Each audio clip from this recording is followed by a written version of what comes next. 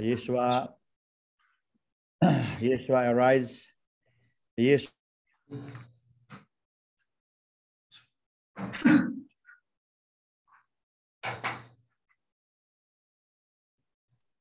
जल दाई को साउन्ड आएन दाई, साउन्ड म्युट भयो। जय मसीह सबैजनालाई।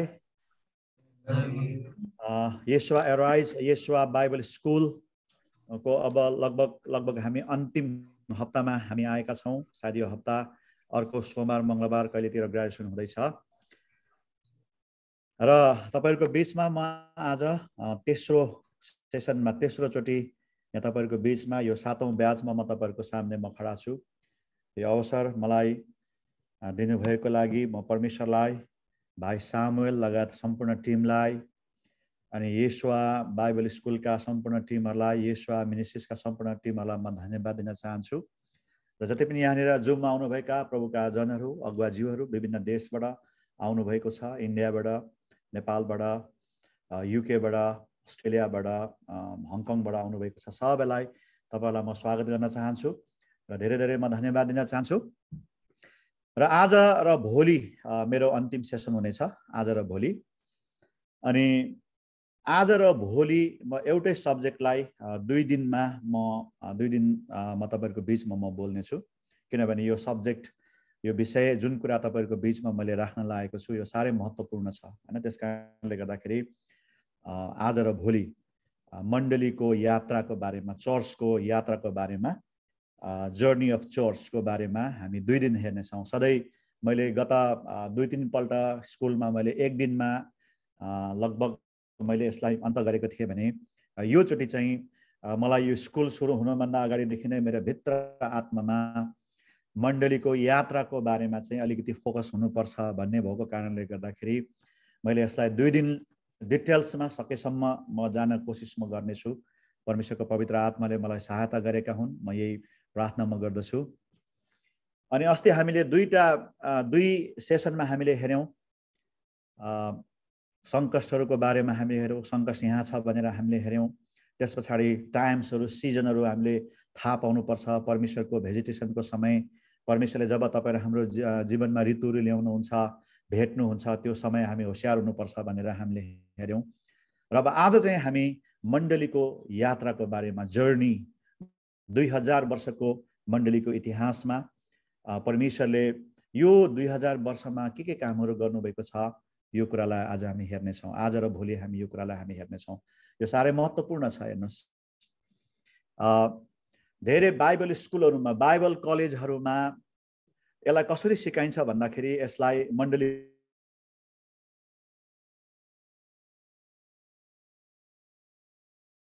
मण्डलीको इतिहासको रूपमा बाइबल स्कुलहरुमा सिकाइन्छ। तर 2000 वर्षको इतिहास महत्त्वपूर्ण छ। मण्डलीको इतिहासमा 2000 वर्षमा के भयो त्यो अध्ययन तपाईँ र मैले गर्नुपर्छ। तर हामी बाइबल कलेजको तरिकाले मण्डलीको इतिहास जस्तो गरेर हामी सिक्ने छैनौं। 2000 वर्षको मण्डलीको इतिहासमा परमेश्वरले प्रोफेटिक रूपमा, प्रोफेटिक पर्सपेक्टिभले हैन, अगमबाणीय किसिमले परमेश्वरले यो 2000 वर्षको मण्डलीको इतिहासमा, किनभने परमेश्वर हरेक दिन काम गर्नुहुन्छ। परमेश्वर जीवित परमेश्वर हुनुहुन्छ। उहाँले हरेक पृथ्वीका घटनाहरूलाई, तपाईं र मेरो व्यक्तिगत जीवन होस्, तपाईं र मेरो परिवारमा होस्, तपाईं र मेरो मण्डलीमा होस्, हाम्रो देशमा होस्, हाम्रो राष्ट्रमा होस्, त्यहाँनिर परमेश्वरले के गर्नुहुन्छ भन्दाखेरि तपाईं र मेरो जीवनमा घटनाहरू घट्ने कामहरू गर्दछ हैन। हरेक दिन कुनै न कुनै घटनाहरू घटिराखेको हुन्छ, केही न केही भइराखेको हुन्छ। अहिले पनि तपाईले संसारलाई हेर्नुभयो भने, तपाईले राजनीतिक इतिहासहरूलाई हेर्नुभयो भने, अहिले वारहरूलाई हेर्नुभयो भने, युक्रेनमा रसियाले इन्भेड गरिराखेको छ हैन, अनि विभिन्न देशमा लडाईहरू भइराखेको छ, इकोनोमिक क्राइसिसहरू भइराखेको छ। अनि तपाईले आफ्नो जीवनलाई फर्केर हेर्नुभयो भने तपाईको जीवनमा पनि कुनै न कुनै घटनाहरू घटिराखेको छ, इतिहासहरू लेखिराखेको छ हैन, घटनाहरू घटिराखेको छ। अनि तपाईं र मेरो जति पनि अहिले उमेर पुगेको छौं, 10 वर्ष, 20 वर्ष, 30 वर्ष, 40 वर्ष, 50 वर्ष, यो बीचमा तपाईं र मेरो जीवनमा धेरै घटनाहरू घट्यो। 50 वर्षको तपाईं र हामी छौं भने 50औं वर्षभित्रमा धेरै घटनाहरू घट्यो, धेरै राम्रा घटनाहरू घट्यो, धेरै नराम्रा घटनाहरू घट्यो। त्यो एउटा इतिहासको रूपमा सीमित भएको छ हैन। तपाईँ र मैले आज तपाईँ र मेरो बायोग्राफी लेख्ने हो भने हैन, तपाईँ र मेरो जीवनी लेख्ने हो भने, कसैको बारेमा जीवनी लेख्ने हो भने हाम्रो बाल्यकालमा यस्तो भयो, स्कुलमा यस्तो भयो, कलेजमा यस्तो भयो, त्यस पछाडि प्रोफेसनमा यस्तो भयो, मेरो जीवनमा यस्तो भयो, विवाह मैले यसरी गरेँ, मेरो नानीहरू यस्तो भयो, यो घटनाहरू घट्यो भनेर तपाईँ र मैले जीवनी हाम्रो बारेमा लेख्छौँ। अथवा हाम्रो जीवनी कसैले लेखिदियो भने, बायोग्राफी लेखिदियो भने हाम्रो जीवनमा के घटनाहरू घटेको छ, के कुराहरू भए, मुख्य महत्त्वपूर्ण कुराहरू, ती कुराहरू उहाँहरूले लेख्नुहुन्छ, हामी लेख्दछौँ। अनि त्यो घटनाहरू त्यो एउटा इतिहासको रूपमा बितेर जान्छ, त्यो फर्केर आउँदैन, इतिहासको रूपमा बितेर जान्छ। अनि त्यसरी नै अनि मण्डलीको इतिहास 2000 वर्षको इतिहास पनि त्यसरी बितेर गएको छ, अगाडि बढेको छ। अनि 2000 वर्षको इतिहासमा धेरै घटनाहरू घटेको छ, धेरै उतार चढावहरू मण्डलीमा आएको छ, चर्चमा आएको छ। जब येशू ख्रीष्ट क्रुसमा टाँगिनुभयो, मर्नुभयो, गाडिनुभयो, बौरी उठ्नुभयो, पिताको दाहिने हातमा जानुभयो, अनि पेन्टिकोसको दिनमा 50औं दिनमा उहाँ बौरी उठेको 10 दिन पछाडि 50वां दिनमा पेन्टिकोसको चाडमा पवित्र आत्मा पठाएर उहाँले मण्डलीलाई सुरुवात गर्नुभयो। मण्डलीको सुरुवात त्यसरी यरुशलेममा भएको कुराहरू हामी देख्दछौँ। अनि त्यस पछाडि अहिलेसम्म अलमोस्ट 2000 वर्ष, अब यो 2027 देखि लिएर 33 भित्रमा, किनभने यो 5-6 वर्षको अलिकति एक्युरेसीको ग्याप भएको कारणले गर्दाखेरि 2027 देखि लिएर 33 भित्रमा 2000 वर्ष हुँदैछ येशू ख्रीष्ट क्रुसमा टाँगिनु भएको, बौरी उठ्नु भएको, मण्डलीको स्थापना भएको हैन। अलमोस्ट 2000 वर्षको संहारमा तपाईँ र म पुगेका छौँ। अनि यो 2000 वर्षमा तपाईँ र मैले धेरै किताबहरू पाउँछौँ, धेरै स्कुलहरू छ, कलेजहरू छ, जहाँनिर मण्डलीको इतिहासको बारेमा, जहाँनिर प्रख्यात व्यक्तिहरूले, प्रेरितहरू, बिशपहरूले, विभिन्न पोपहरूले, विभिन्न व्यक्तिहरूले के घटनाहरू घटे तपाईँ र मैले अध्ययन गर्न पाउँदछौँ हैन। कलेजहरूमा पढाइन्छ, राम्रा घटनाहरू पनि छन्, नराम्रा घटनाहरू पनि छन्, अनि त्यो कुराहरू तपाईँ र मैले अध्ययन गर्न पाउँछौँ। तर एट द सेम टाइम यहाँनिर मैले तपाईँहरूको बिचमा राख्न खोजेको चाहिँ मण्डलीको त्यो कलेज र स्कुलमा सिकाइएको जस्तो मण्डलीको इतिहासलाई होइन। हामी इतिहासलाई पुनर्अवलोकन गरेर हेर्छौँ, फर्केर एकपल्ट हामी हेर्छौँ, तर हेर्दाखेरि चाहिँ हामी के गर्छौँ भन्दाखेरि त्यो मण्डलीको इतिहासमा परमेश्वरले चाहिँ के गर्नुभयो हैन। इतिहासकारले लेख्छ फल्ना चाहिँ बिशपले यस्तो गर्यो, फल्ना प्रेरितले यस्तो गर्यो। तपाईँले प्रेरितको पुस्तक हेर्नुभयो भने लुकाले चाहिँ एउटा इतिहास लेखेको हो वास्तवमा हैन। हो, पवित्र आत्माले लुकालाई इन्स्पायर गर्यो, अनि लुकाले चाहिँ के गर्यो भन्दाखेरि अनि प्रेरितको पुस्तक लेख्यो, एउटा मण्डलीको इतिहास लेख्यो हैन। पछि गएर दोस्रो शताब्दीमा, तेस्रो शताब्दीमा इसिबियस भन्ने व्यक्तिहरूले, अरू व्यक्तिहरूले मण्डलीको इतिहासहरू लेख्दै आएको कुराहरू हामी देख्दछौँ। अहिले मण्डलीको इतिहासहरू थुप्रै प्रभुका दासहरूले लेखेका छन्। इतिहासको कालखण्डमा फल्नाले यस्तो गर्यो, यस्तो भयो, यो भयो, त्यो भयो, यसरी क्रुसेड भयो हैन, यसरी चाहिँ मुसलमानहरूसँग क्रुसेडहरू भयो, विभिन्न कुराहरू, बिशपले यस्तो गर्यो, यसरी झगडा गर्यो, लडाइँ गर्यो भन्ने कुराहरूको कुरा देख्छौँ। यसरी अनि फेरि परमेश्वरले मार्टिन लुथरद्वारा काम, यी सबैलाई हामी तपाईँ र मैले पुनरावलोकन गर्नेछौँ, हामी यसलाई रिभ्यू गर्नेछौँ हैन। इङ्ग्लिसमा यसलाई रिभ्यू भनेर भन्छ। यसलाई हामी फेरि एकपल्ट पछाडि फर्केर हामी हेर्नेछौँ। हेर्नुहोस्, तर हेर्दाखेरि तपाईँ र मैले चाहिँ त्यो इतिहासकारहरूले लेखेको तरिकाले होइन, तपाईँ र मैले चाहिँ यसलाई परमेश्वरले कसरी इन्टरभेन्सन गर्नुभयो, आत्मिक दुनियाँमा के भयो, प्रोफेटिक किसिमले, अगमबाणीय किसिमले परमेश्वरले चाहिँ के गर्नुभयो, परमेश्वरले चाहिँ के गर्नुभयो, त्यो घटनाहरू घट्दै गर्दाखेरि परमेश्वरले आत्मिक दुनियाँमा चाहिँ के गर्नुभयो हैन।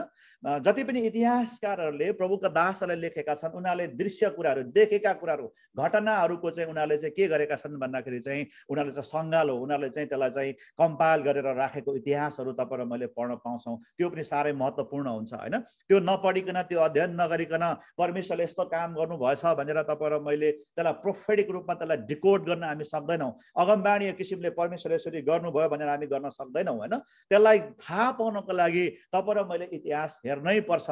अनि जब हामी इतिहास हेर्दै गर्दाखेरि चाहिँ घटनाहरू घटेको त्यहाँनिर हामी देख्दछौँ, तर त्यो घटनाभित्र त्यसको बिहाइन्ड द भेल, पर्दाको पछाडि अदृश्य संसारमा चाहिँ परमेश्वरले कसरी हस्तक्षेप गर्नुभयो, के कामहरू गर्नुभयो, त्यो चाहिँ महत्त्वपूर्ण कुरा हुन्छ। अनि आज मण्डलीको यात्रा, मण्डलीको इतिहास तपाईँहरूको बिचमा राख्दै गर्दा भन्दाखेरि चाहिँ 2000 वर्षमा परमेश्वरले चाहिँ के गर्नुभयो, के कामहरू गर्नुभयो, परमेश्वरको हस्तक्षेप के भयो, हामी चाहिँ त्यो इतिहासदेखि नै इतिहासको पछाडि अदृश्य परमेश्वरले के कामहरू गर्नुभयो त्यसलाई अगमबाणीय किसिमले हामी विश्लेषण गर्नेछौँ, अगमबाणीय किसिमले हामी हेर्नेछौँ। पर्दा पछाडिको कुरा, अलौकिक कुरा, आत्मिक कुरा, अदृश्य कुरामा परमेश्वरले गर्नुभएको कुरालाई चाहिँ तपाईँ र मेरो बिचमा राख्नेछौँ। यो चाहिँ साह्रै महत्त्वपूर्ण हुन्छ। हेर्नुहोस्, अगमबाणी भनेको धेरैले के बुझ्छौँ भन्दाखेरि वर्ड अफ नलेज भनेको चाहिँ अहिले प्रेजेन्टमा के भइराखेको छ त्यो कुरालाई देख्नुलाई वर्ड अफ नलेज भनेर भन्छ। त्यो अगमबाणी हो त्यो, होइन?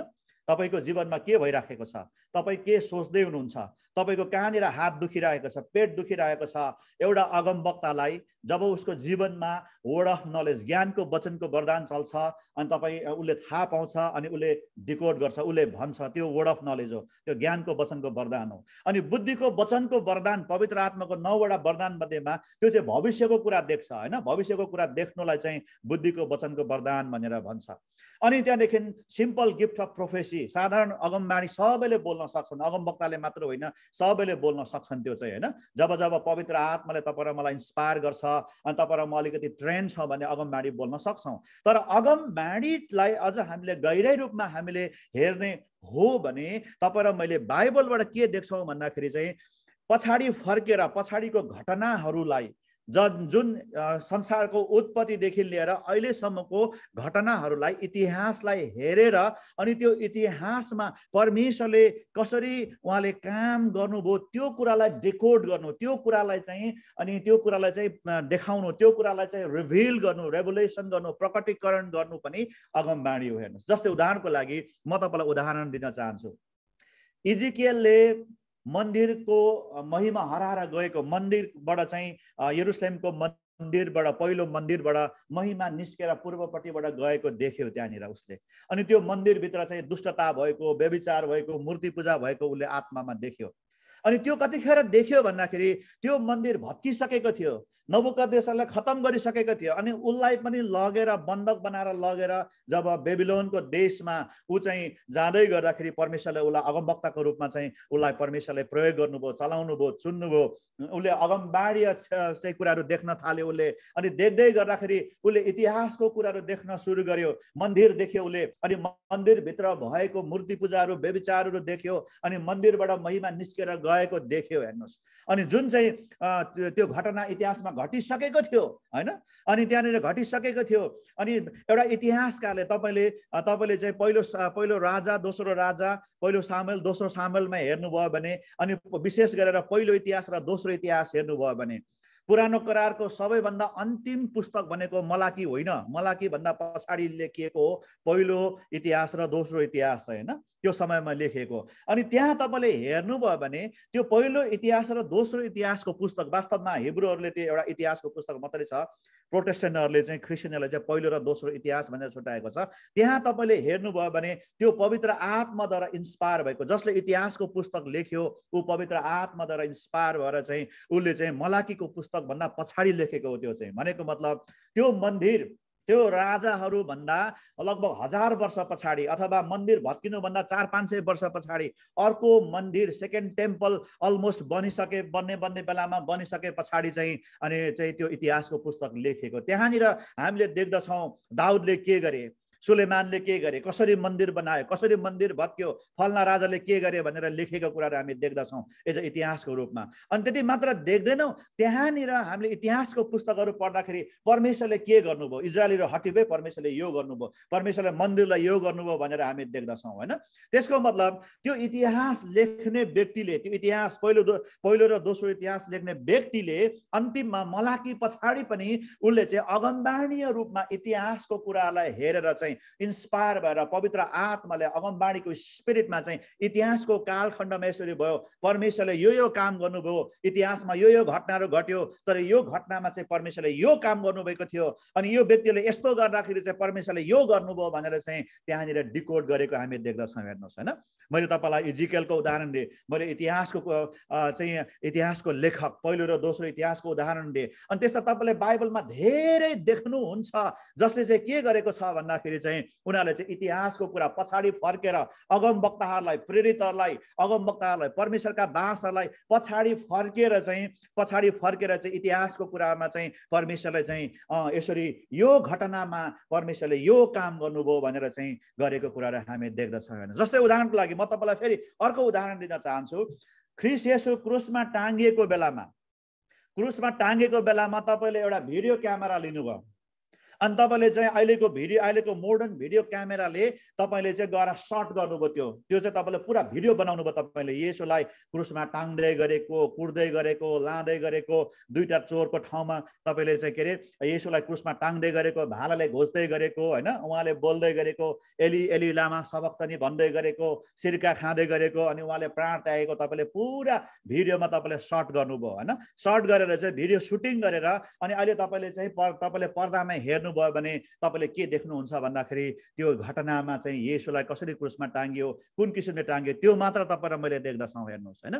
तर तपाईँ र मैले यहाँनिर नयाँ करारमा जस्तै रोमीको पुस्तकमाको कुरा गरौँ, हामीले यूहन्नाको पत्रको कुराहरू गरौँ, त्यहाँ के देख्छौँ भन्दाखेरि ख्रीष्ट तपाईँ र मैले अहिले इतिहासलाई हेर्ने हो भने येशू क्रुसमा टाँगेको मात्रै देख्छौँ हेर्नुहोस् हैन। उहाँलाई लगेर क्रुसमा, रोमीहरूले लगेर क्रुसमा टाँगेको हामी देख्दछौँ। त्योभन्दा बढी हामी तपाईँ र मैले भिडियोमा देख्दैनौँ। तर तपाईँ र मैले पावलको पत्रहरू हेऱ्यौँ भने, यूहन्नाको पत्र, पत्रुसको पत्रहरू हामीले हेऱ्यौँ भने त्यो घटना घट्दै गर्दाखेरि, इतिहासमा घट्दै गर्दाखेरि चाहिँ परमेश्वरले चाहिँ के ट्रान्ज्याक्सन गर्दै हुनुहुन्थ्यो भन्दाखेरि आत्मिक दुनियाँमा चाहिँ उहाँले चाहिँ एउटा बलिदानको रूपमा उहाँले रगत बगाउँदै हुनुहुन्छ। अनि त्यहाँदेखि चाहिँ हाम्रो पापहरू चाहिँ परमेश्वरले माथि स्वर्गमा क्षमा गर्दै गर्नुभएको। येशू ख्रीष्ट क्रुसमा टाँगिँदाखेरि सम्पूर्ण मानव जातिलाई चाहिँ उहाँले चाहिँ आफूमा खिच्नु भएको अनि हाम्रो साटोमा उहाँ बलिदान हुनुभएको अनि उहाँले उहाँको रगतले हाम्रो पापहरू प्रायश्चित भएको अनि परमेश्वरले क्षमा गरेको कुरा त त्यहाँ त भिडियोमा त देखिँदैन हेर्नुहोस् हैन। भिडियोमा त त्यो कुरा त देखिँदैन नि त। भिडियोमा के देखिन्छ भन्दाखेरि क्रुसमा टाँगेको मात्रै देखिन्छ त्यहाँनिर। तर घटना पनि भएको त्यही नै हो। वास्तवमा इतिहासमा भएको घटना भनेको येशू क्रुसमा मात्रै टाँगिएको। तर त्यो क्रुसमा टाँगिएको घटनालाई प्रोफेटिक रूपमा, अगमबाणीको रूपमा, त्यसलाई चाहिँ आत्मिक रूपमा परमेश्वरले चाहिँ के गर्दै हुनुहुन्थ्यो भन्दाखेरि मान्छेले येशू ख्रीष्ट क्रुसमा टाँगेको मात्रै देखे, भिडियोले येशू ख्रीष्ट क्रुसमा टाँगेको मात्रै देखाउँछ। तर परमेश्वरले चाहिँ त्यही घटनामा चाहिँ उहाँले चाहिँ के गर्दै हुनुहुन्छ भन्दाखेरि सम्पूर्ण मानव जातिको पापलाई उहाँले क्षमा गर्दै हुनुहुन्थ्यो। त्यो कुरा त्यो भिडियोमा देखिँदैन, त्यो कुरा त्यो इतिहासमा देखिँदैन। त्यो कुरा चाहिँ अगमबाणीय किसिमले चाहिँ परमेश्वरको मनमा परमेश्वरले के गर्दै हुनुहुन्छ। जब तपाईहरुमा आत्मिक डाइमेन्सनमा माथि जान्छौँ, परमेश्वरको मनसायमा बुझ्छौँ, जब हामी पुरानो करारको अगमबाणीहरूलाई हामी कोट्याउँछौँ, अगमबाणीहरू चाहिँ पवित्र आत्माले डिकोड गर्छ, त्यसलाई चाहिँ प्रकाश ल्याउँछ, प्रकटीकरणमा ल्याउँछ। ओहो, येशू ख्रीष्ट इतिहासको कालखण्डमा क्रुसमा टाँगिनु भयो, तर उहाँ क्रुसमा टाँगिँदाखेरि त परमेश्वरले त हाम्रो लागि बलिदान पो चढाउँदै हुनुहुँदो रहेछ, हाम्रा पापहरू क्षमा हुँदै रहेछ भन्ने कुराहरू चाहिँ त्यो चाहिँ परमेश्वरले त यो काम गर्दैछ भन्ने कुरा चाहिँ जब तपाईँ र मैले चाहिँ पुरानो करारमा गएर आत्मिक दुनियाँमा गएर अगमबाणीय किसिमले त्यसलाई चाहिँ डिकोड गर्छौँ, रिभिल गर्छौँ, पवित्र आत्माले त्यो अगमबाणीलाई प्रकट गर्छ अनि मात्र तपाईँ र मलाई येशू ख्रीष्ट क्रुसमा टाँगिँदाखेरि हाम्रा पापहरू यसरी क्षमा हुन्छ भनेर चाहिँ, क्षमा भयो भनेर चाहिँ अनि हामीले भन्न सक्छौँ। अनि एक्ज्याक्टली प्रेरितले जब पत्रहरू लेख्दाखेरि, प्रेरितले प्रचार गर्दाखेरि उनीहरूले के गरे भन्दाखेरि उनीहरूको आँखाले येशू ख्रीष्ट क्रुसमा टाँगेको देखे, उनीहरूको आँखाले इतिहासमा घटना देख्यो, येशू ख्रीष्ट क्रुसमा टाँगेको देख्यो, बौरी उठेको उनीहरूले देख्यो, अनि पेन्टिकोसको दिनमा पवित्र आत्मा आएको देख्यो। अनि त्यहाँदेखि उनीहरूले चाहिँ के गर्ने, प्रचार गर्न सुरु गरे उनीहरूले चाहिँ। अनि उनीहरूले पुरानो करारमा भएको अगमबाणीहरू पढ्न थाले अनि पवित्र आत्माले प्रेरितलाई, त्यो बेलाका अगमवक्ताहरूलाई चाहिँ प्रकाश दिन थाल्नुभयो, अगमबाणी प्रकाश दिन थाल्नुभयो। ओहो, यो घटनामा त येशू ख्रीष्ट क्रुसमा टाँगिँदा त हाम्रो पाप क्षमा भएको रहेछ, बलिदान चढेको रहेछ भनेर उनीहरूले चाहिँ प्रोफेटिक रूपमा अगमबाणीय किसिमले चाहिँ आत्मिक रूपमा चाहिँ परमेश्वरले चाहिँ स्वर्गमा आत्मिक दुनियाँमा के गर्नुभयो त्यो कुराहरू चाहिँ पत्रमा, सुसमाचारमा लेखेको कुराहरू तपाईँ र मैले देख्दछौँ हेर्नुहोस्। त्यसकारण जब मैले यहाँनिर मण्डलीको यात्रा भनेर भन्दाखेरि 2000 वर्षमा परमेश्वरले मण्डलीमा के गर्नुभयो भन्दाखेरि यहाँनिर केवल मण्डलीको इतिहास मात्र नभएर परमेश्वरले चाहिँ प्रोफेटिक रूपमा अगमबाणीय किसिमले चाहिँ त्यो घटनाहरू घट्दै गर्दाखेरि, त्यो एउटा बिशप अर्को बिशपसँग झगडा गर्दै गर्दाखेरि अनि त्यो क्रुसेड गर्दै गर्दाखेरि अनि मार्टिन लुथरले रोमन क्याथोलिकको पोपसँग चाहिँ उसले विद्रोह गर्दै गर्दाखेरि मान्छेले एउटा विद्रोह देखे, 95 को थेसिस देखे उनीहरूले चाहिँ चाहिँ एउटा पोपले एउटा बिशपले अर्को बिशपसँग झगडा गरेको देखे त्यहाँनिर।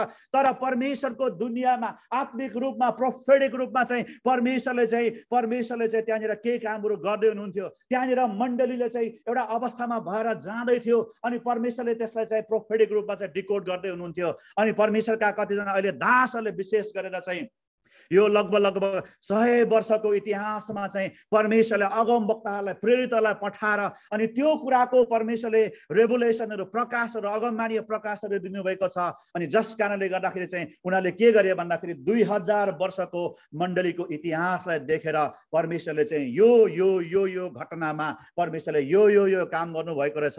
अब अहिले परमेश्वरले मण्डलीमा को इतिहासमा यो कामहरू यसरी यो टाइममा यसरी गर्दै हुनुहुन्छ अनि अहिले यो कामहरू गर्दै हुनुहुन्छ भनेर उहाँहरूले चाहिँ अगमवाणीय रूपमा चाहिँ त्यसलाई प्रकटीकरण प्रकाशमा डिकोड गरेर चाहिँ परमेश्वरको वचनद्वारा पवित्र आत्माको प्रकाशद्वारा र त्यो चाहिँ इतिहासको घटनाहरूद्वारा यो सबै कुरालाई मिलान गरेर चाहिँ अनि त्यहाँदेखि बनेको अनि यो चाहिँ मण्डलीको यात्रा हो। यो चाहिँ हेर्नुहोस् हैन।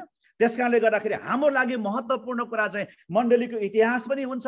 इतिहासमा के भयो भनेर जान्न पर्छ तपाईँ र मैले। तर त्यो सँगसँगै परमेश्वरको वचनले अथवा परमेश्वरको आत्माले परमेश्वरले चाहिँ त्यो घटनाहरूमा के गर्दै हुनुहुन्थ्यो अनि त्यहाँदेखि चाहिँ अब अहिले के गर्दै हुनुहुन्छ, हामी कहाँ आउनुपर्छ, अब हामीले त्यो इतिहासबाट सिकेर परमेश्वरले यो घटनामा यस्तो काम गर्नु हुँदो रहेछ, यो घटनामा यस्तो काम गर्नु हुँदो रहेछ, अब हामीले कसरी काम गर्नुपर्छ, अब मैले लिड गरेको चर्च, मैले लिड गरेको स्थानीय मण्डली, मेरो जीवनमा मैले कसरी अगाडि बढ्नु पर्छ भनेर तपाईँ र मैले त्यहाँबाट चाहिँ अन्तर्वस्तु अथवा त्यहाँबाट तपाईँ र मैले इनसाइड, त्यहाँबाट तपाईँ र मैले प्रोफेटिक इनसाइड, त्यहाँबाट तपाईँ र मैले रेभुलेसन लिनुपर्छ, त्यो सत्यता लिनुपर्छ, त्यो भिजन लिनुपर्छ। अनि त्यस अनुसार तपाईँ र मैले हाम्रो जीवनलाई अगाडि बढाउनुपर्छ, हाम्रो विश्वासलाई अगाडि बढाउनुपर्छ।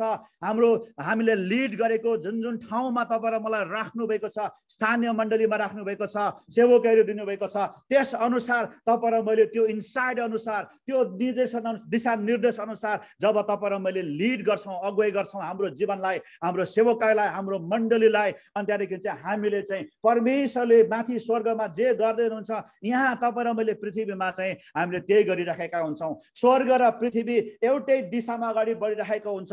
स्वर्ग र पृथ्वी चाहिँ एक प्रकारको सिङ्क्रोनाइजेसन हुन्छ। ठ्याक्कै स्वर्ग र पृथ्वी मिलिराखेको हुन्छ। एउटै के भन्छ त्यसलाई ढुकढुकीमा एउटै पाइला मिलेर अगाडि बढेको हुन्छ। अनि एक्ज्याक्टली मण्डलीको यात्रा भनेर भन्दाखेरि चाहिँ यो कुराहरू म तपाईँहरूको बिचमा मैले राख्न खोजेको। हेर्नुहोस् वास्तवमा होइन, एउटा केवल इतिहास मात्र नभएर यो कुराहरू चाहिँ आज तपाईँ र मैले बुझ्नुपर्ने हुन्छ। यो कुराहरू एभ्री बिलिभरले, एभ्री लिडर्सहरूले बुझ्नुपर्ने हुन्छ। आज तपाईँ र मैले विभिन्न प्रकारको थियोलोजीले हेर्दछौँ, रिफर्म थियोलोजी, विभिन्न प्रकारको थियोलोजी भनेर ती कुराहरू हामीले हेर्दछौँ। त्यो तरिकाले मात्र नभएर तपाईँ र मैले जसरी प्रेरितहरूले येशू ख्रीष्ट क्रुसमा टाँगेर उहाँ बौरी उठ्दाखेरिको घटनाहरूलाई उनीहरूले चाहिँ परमेश्वरले प्रोफेटिक रूपमा के कुरा गर्नुभएको थियो त्यो कुरालाई उनीहरूले देखे, पवित्र आत्माले प्रकाश दिएको अनुसार त्यो घटनालाई उनीहरूले इन्टरप्रेट गरे, त्यसलाई व्याख्या गरे। अनि परमेश्वरको वचनलाई, पुरानो करारलाई शास्त्री र फारसीहरू जस्तो, सदुकीहरू जस्तो उनीहरूले व्याख्या गरेनन्। उनीहरूले चाहिँ पवित्र आत्माको प्रकाशमा त्यो घटनाहरूलाई चाहिँ उनीहरूले व्याख्या गरे, इन्टरप्रेट गरे। अनि त्यस अनुसार आज तपाईँ र मैले गर्नुपर्ने हुन्छ। त्यो चाहिँ तपाईँ र मेरो लागि साह्रै महत्त्वपूर्ण हुन्छ। त्यो चाहिँ एक्ज्याक्ट इन्टरप्रिटेसन हो। त्यो चाहिँ वास्तवमा स्वर्गले पृथ्वीमा घटनाहरूद्वारा गरेको काम हो। अनि घटनाहरूलाई चाहिँ तपाईँ र मैले ठिक प्रकारले तपाईँ र मैले डिकोड गर्न सक्नुपर्छ। प्रोफेटिक किसिमले, अगमवाणी किसिमले, प्रकाश, पवित्र आत्माको प्रकाशमा तपाईँ र मैले उहाँको वचनलाई डिकोड गर्न सक्नुपर्छ। अनि एक्ज्याक्टली 2000 वर्षको मण्डलीको इतिहासमा परमेश्वरले यही गरिदिनुहुन्छ। अनि यो तपाईँ र मेरो लागि साह्रै महत्त्वपूर्ण हुन्छ। हेर्नुहोस्, त्यसकारणले गर्दाखेरि यो सब्जेक्ट आज एकदमै महत्त्वपूर्ण छ। हरेक विश्वासीले बुझ्नुपर्छ, हरेक लिडर्सहरूले यो कुराहरू बुझ्न आवश्यक छ। हेर्नुहोस्, मैले लगभग 95-96 मा अनि मण्डलीको यात्राको बारेमा, त्यो बेलामा जर्नीको बारेमा मैले सुनेको थिएँ। त्यो बेलामा म एउटा सिम्पल विश्वासी थिएँ, साधारण विश्वासी थिएँ त्यो बेलामा। अनि एउटा स्कुलमा, स्कुल अफ मिनिस्ट्री भनेर हाम्रो पास्टर डीके दानियलले चाहिँ सुरु गर्नुभएको थियो। हाम्रो मिनिस्ट्रीबाट सुरु भएको थियो। त्यहाँनिर एज अ स्टाफको रूपमा म सेवकै गर्थेँ। अनि सेवकै गर्दा गर्दै म वचनहरू सुन्ने कामहरू गर्थेँ म। अनि त्यतिखेर पास्टर डीके दानियलज्यूले चाहिँ यही वचन बोल्नुभयो, मण्डलीमा परमेश्वरले 2000 वर्षको इतिहासमा यो काम गर्दै हुनुहुन्छ भनेर भन्दाखेरि मैले त्यो बेलामा अरू धेरै कुराहरू मैले बुझिनँ। केवल सिम्पल एक दुईवटा कुराहरू मैले बुझेँ अनि त्यो बेलामा मैले बुझेँ अनि त्यो बुझेको कुरा चाहिँ मैले मेरो हृदयमा भित्र कोरिएर बस्यो। अनि त्यहाँदेखि त्यो कारणले गर्दाखेरि आज परमेश्वरले मण्डलीलाई प्रेजेन्ट रिफर्मेसनमा, अपोस्टोलिक रिफर्मेसनमा, फाइभफोल्ड मिनिस्ट्रीको रिफर्मेसनमा नयाँ करारको ढाँचामा यसरी लाँदै हुँदछ भनेर चाहिँ मैले थाहा पाएँ। मण्डलीको इतिहासमा देखेर नयाँ करारको ढाँचाहरू चाहिँ मैले देखेँ। जहिले पनि हेर्नुहोस् रेभुलेसन भनेको चाहिँ कस्तो हुन्छ भन्दाखेरि प्रोग्रेसिभ हुन्छ। हेर्नुहोस् परमेश्वरले तपाईँ र मलाई प्रकाश दिँदाखेरि एकैपल्ट सबै दिनुहुन्न, एकैपल्ट माथिको कुराहरू दिनुहुन्न, एकैपल्ट अगाडिको कुराहरू दिनुहुन्न। जहिले पनि रेभुलेसनहरू चाहिँ प्रोग्रेसिभ हुन्छ। परमेश्वरले तपाईँ र मलाई फाउन्डेसनको कुराहरू दिनुहुन्छ अनि त्यो फाउन्डेसनमाथि चाहिँ अर्को इँटा थप्नुहुन्छ अनि जब त्यो इँटामा हामी खडा हुन्छ त्यस पछाडि परमेश्वरले अर्को इँटा थप्नुहुन्छ अनि त्यसमाथि फेरि अर्को इँटा थप्नुहुन्छ। हेर्नुहोस् जहिले पनि रेभुलेसन भन्ने कुराहरू, परमेश्वरका कामहरू भन्ने कुराहरू चाहिँ प्रोग्रेसिभ हुन्छ। हेर्नुहोस् अनि तपाईँ र मैले मण्डलीको यात्रालाई बुझेनौँ भने, मण्डलीले परमेश्वरले मण्डलीको इतिहासमा यस्तो यस्तो यस्तो कामहरू गर्नु भएको रहेछ भनेर बुझेनौँ भने अब परमेश्वरले अगाडि के गर्नुहुन्छ भन्ने कुरा तपाईँ र मैले बुझ्न सक्दैन। हेर्नुहोस् तपाईँ र मैले अब अगाडि परमेश्वरले यो काम गर्दै हुनुहुन्छ है भनेर चाहिँ खडा भएर भन्नका लागि, देखाउनका लागि, जस्तै उदाहरणको लागि पत्रुसले के गर्यो भन्दाखेरि पेन्टिकोस्टको दिनमा खडा भयो अनि पेन्टिकोस्टको दिनमा खडा भयो सबैले के भने भन्दाखेरि यिनीहरू नयाँ मण्डली मातिएको छ भनेर भने उनीहरू अन्य भाषा बोले। उनीहरूले वरिपरिमा के अरे त्यो यहुदीहरूले जुन देशबाट आएका थिए त्यहाँको भाषाहरू बोले, उनीहरूले परमेश्वरको प्रशंसा गरे। अनि त्यहाँदेखि त्यो यहुदीहरू छक्कै परे, यो के भएको छ, नयाँ मण्डली मातेका छन्। पेन्टिकोस्टमा चाहिँ फर्स्ट फ्रुटहरू त्यहाँनिर ल्याइन्थ्यो होइन, फर्स्ट फ्रुटहरू चाहिँ त्यहाँनिर खाइन्थ्यो, त्यो चाड थियो। अनि यिनीहरूले के भन्यो भन्दाखेरि यिनीहरू नयाँ मण्डली मातेको छ, नयाँ मण्डली बाँटेको कारणले गर्दाखेरि यिनीहरू चाहिँ यो प्रकारको एक्टिभिटी गर्दैछ भनेर त्यहाँनिर भन्यो। त्यतिखेर पत्रुस खडा भयो अनि पत्रुस खडा भएर चाहिँ उसले के गर्यो भन्दाखेरि हे प्रभुका जनहरू अथवा हे भाइहरू हो, यिनीहरू हामी नयाँ मण्डली मातेका छैनौँ। बिहान केवल 9 मात्रै बजिराखेको छ, बिहान 9 बजे कोही पनि मात्दैन, हामी नयाँ मण्डली बाँटेको होइन। यो तपाईले देख्दै गरेको घटना जे देख्दै हुनुहुन्छ, तपाईहरुको आँखाले देख्दै हुनुहुन्छ, माटेको जस्तो देख्दै हुनुहुन्छ, ठुलो स्वर भइराखेको छ। यहाँनिर 120 जनाले ठुलो स्वर गरेको छ। तपाईले यहाँ अलौकिक कुरा देख्नु भएको छ, अनौठो कुरा देख्नु भएको छ, परमेश्वरले अनौठो काम गर्नु भएको छ। यस्तो खालको काम इजरायलमा कहिले पनि गर्नु भएको छैन। यो पहिलो काम गर्दै हुनुहुन्छ, त्यो पनि पेन्टिकोस्टको दिनमा गर्दै हुनुहुन्छ। अनि यो काम चाहिँ के हो भन्दाखेरि चाहिँ माटेको होइन, तर यो त परमेश्वरको काम हो। अनि यो चाहिँ के हो भन्दाखेरि चाहिँ योवेल 2:28 मा भएको घटना हो भनेर चाहिँ त्यहाँनिर पत्रुसले डिकोड गरेको छ। हेर्नुहोस् अगमबाडी 600 वर्ष अगाडि योवेलले अगमबाडी बोलेको थियो। योवेल 2:28 मा अन्तिमको दिनमा म मेरो आत्माबाट खन्याउने छु, सबै प्राणीमाथि खन्याउने छु, तिनीहरूले दर्शन देख्नेछन्, अगमबाडी बोल्नेछन्, तिनीहरूले चाहिँ सपनाहरू देख्नेछन् भनेर चाहिँ भनेको छ। अनि त्यहाँदेखि पत्रुस खडा हुन्छ अनि पेन्टिकोस्टको दिनमा एउटा घटना घट्छ अनि त्यो घटनालाई चाहिँ अनि अगमबाडीय किसिमले त्यो घटनालाई परमेश्वरले चाहिँ यो काम गर्नुभएको हो भनेर डिकोड गर्नका लागि पत्रुस त्यहाँनिर खडा भएर उसले के गर्छ भन्दाखेरि चाहिँ दिस इज यो हुँदै गरेको घटना चाहिँ योवेलले लगभग 600 वर्ष अगाडि बोलेको अगमबाडी चाहिँ पूरा भएको आजको दिनमा परमेश्वरले चाहिँ यो काम गरेको अन्तिमको दिनमा म मेरो आत्मा सबैमाथि खनाउँछु भनेर भन्नुभएको छ। यहाँ परमेश्वरले उहाँको आत्मामाथि स्वर्गबाट खनाउनु भएको छ। दिस इज द्याट, यो घटना तपाईले येशू क्रिस्ट पिताको दाहिने हातमा गएपछि, स्वर्गमा गएपछि, उहाँले पिताको प्रतिज्ञा प्राप्त गरेपछि उहाँले खन्याउनु भएको। किनभने येशूले भन्नुभएको थियो अबको केही दिन पछाडि तिमीहरूलाई पवित्र आत्माले भरिनेछौ, बप्तिस्मा पाउनेछौ भनेर येशूले भन्नुभएको थियो। अनि त्यसपछि येशूले भनेर तिमीहरू यरुशलेम छोडेर कहीँ पनि नजाऊ, तिमीहरूले चाहिँ पिताको प्रतिज्ञा नपाएसम्म भनेर येशूले भन्नुभएको थियो। उनीहरू प्रार्थना गरिरहे अनि ठिक्क पेन्टिकोस्टको दिनको ठ्याक्कै पुगेको दिन माने त्यो प्रोफेटिक टाइमिङमा माथिबाट परमेश्वरले आत्मा खन्याउनु भयो। अनि त्यहाँदेखि पत्रुस खडा भएर चाहिँ उसले के भन्छ भन्दाखेरि आजको दिनको काम जुन परमेश्वरले गर्नुभएको छ त्यो काम चाहिँ मातेको होइन, यो घटना तिमीले देख्दै गरेको चाहिँ मातेको घटना होइन, यो त योवेलले 600 वर्ष अगाडि गरेको अगमबाडी हो। अनि त्यो अगमबाडीलाई एक्ज्याक्टली त्यही दिन पत्रुस खडा भएर प्रेरित खडा भएर चाहिँ प्रोफेटिक रूपमा त्यो घटनालाई उसले चाहिँ प्रकटीकरण गरिदिएको छ, डिकोड गरिदिएको छ, प्रोफेटिक घटनाको डिकोड गरेको छ। अनि एक्ज्याक्टली आज पनि परमेश्वरले मण्डलीको इतिहासमा तपाईँ र मेरो जीवनमा परमेश्वरले के गर्दै हुनुहुन्छ, कसो गर्दै हुनुहुन्छ, के घटनाहरू घटिराखेको छ, त्यो घटनाहरू कुराहरूको चाहिँ अगमबाणीय रूपमा प्रकटीकरण गर्ने व्यक्तिहरू, प्रेरितहरू, अगमवक्ताहरू, परमेश्वरका दासहरू परमेश्वरले पठाउँदै हुनुहुन्छ, पठाइराख्नु भएको छ, पठाउनु हुन्छ। तर ती सबै कुराहरू गर्नका लागि चाहिँ परमेश्वरले चाहिँ अघि मैले भने रेभुलेसन भनेको प्रकाश, प्रोग्रेसिभ हुन्छ। तपाईँ र मैले इतिहासमा परमेश्वरले यस्तो खालको कामहरू गर्नुभयो, उहाँको वचनद्वारा यो अगमबाणीहरू पुरा भयो भनेर थाहा नपाएसम्म, उहाँले यस्तो यस्तो काम गर्नुभयो भनेर थाहा नपाएसम्म के हुन्छ भन्दाखेरि पत्रुस जस्तो खडा भएर चाहिँ तपाईँ र मैले चाहिँ दिस इज द्याट, यो चाहिँ यो घटना हो भनेर तपाईँ र मैले भन्न सक्दैनौँ। हेर्नुहोस्, अनि पत्रुसले भन्न सके, किन भन्दाखेरि पत्रुस येशू ख्रीष्टसँग 3.5 वर्ष खडा भएको थियो। येशूको हरेक वचनहरू उसले सुनेको थियो, उसले प्रकाश पाएको थियो। उसले कसरी प्रकाश पाएको थियो भन्दाखेरि उसको जीवनमा तपाईँ जिउँदो परमेश्वरका पुत्र मसीहा हुनुहुन्छ भनेर चाहिँ उसले उसको हृदयमा माथि स्वर्गबाट परमेश्वर पिताबाट प्रकाश आएको थियो। येशूले भन्नुहुन्छ, हे पत्रुस, तिमीलाई यो मासु र रगतले संसारले दिएको होइन, यो त पिताले तिमीलाई दिएको। अनि यो फाउन्डेसन माथि, यस जग माथि चाहिँ यो रेभुलेसन जसरी तिमीले पायो, प्रकाश पायो, यस चट्टान माथि चाहिँ, यस जग माथि चाहिँ म मेरो मण्डली निर्माण गर्छु, नरकका ढोकाहरू फाटकहरू विजय हुने छैनन् भनेर चाहिँ त्यहाँ येशूले भन्नुभएको छ। यसरी पत्रुसको जीवनमा रेभुलेसनको सुरुवात, प्रकाशको सुरुवात परमेश्वर पिताले उनको हृदय खोलिदिनु भयो। उसले प्रकाश पाउन सुरु गर्यो। अनि त्यहाँदेखि चाहिँ येशू ख्रीष्ट क्रुसमा टाँगेको, बौरी उठेको घटना देखेको थियो। येशू ख्रीष्टले बोलेका वचनहरू उसँग थिए। त्यो प्रकाश, त्यो रेभुलेसन उसको जीवनमा थपिँदै गएको थियो। अनि पेन्टिकोस्टको दिनमा खडा भएर चाहिँ दिस इज द्याट, यो चाहिँ त्यो हो भनेर पत्रुसले डिकोड गर्न सक्यो, भन्न सक्यो अगमबाणी रूपमा। अनि आज एक्ज्याक्टली तपाईँ र मैले हाम्रो जीवनमा परमेश्वरले गर्दै गर्नुभएको कामलाई डिकोड गर्नका लागि अगमबाणीय रूपमा परमेश्वरले यो काम गर्दै हुनुहुन्छ, यो घटनाहरू घट्यो, यो घटना त परमेश्वरले यस्तो कामहरू गर्नुभएको भनेर तपाईँ र मैले आत्मिक रूपमा स्पिरिचुअल क्षेत्रमा गएर, आत्मिक क्षेत्रमा गएर अगमबाणीय किसिमले त्यसलाई चाहिँ एक्ज्याक्टली परमेश्वरले चाहिँ गर्नुभएको यो हो भनेर भन्न सक्नु पर्दछ। हेर्नुहोस्, भ्यू बिहाइन्ड द भेल भनेर भन्छ, पर्दा पछाडिको यो देखिने भौतिक संसार जो तपाईँ र मेरो 5वटा इन्द्रियले देख्दछ, छुँदछ यो भौतिक संसारलाई, त्योभन्दा पर स्पिरिचुअल संसारमा, आत्माको संसारमा अगमबाणीय किसिमले डिकोड गर्न सक्ने मानिसहरू चाहिँ आज पृथ्वीमा चाहिएको छ, मण्डलीमा चाहिएको छ।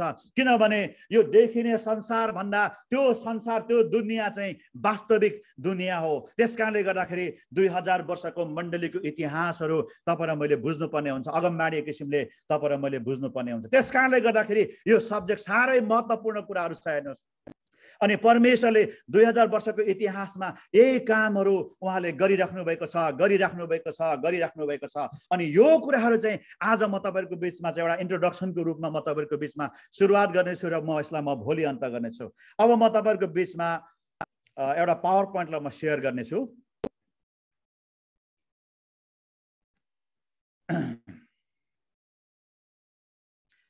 यहाँनिर तपाईँले देख्न सक्नुहुन्छ मण्डलीको यात्रा, जर्नी अफ द चर्च।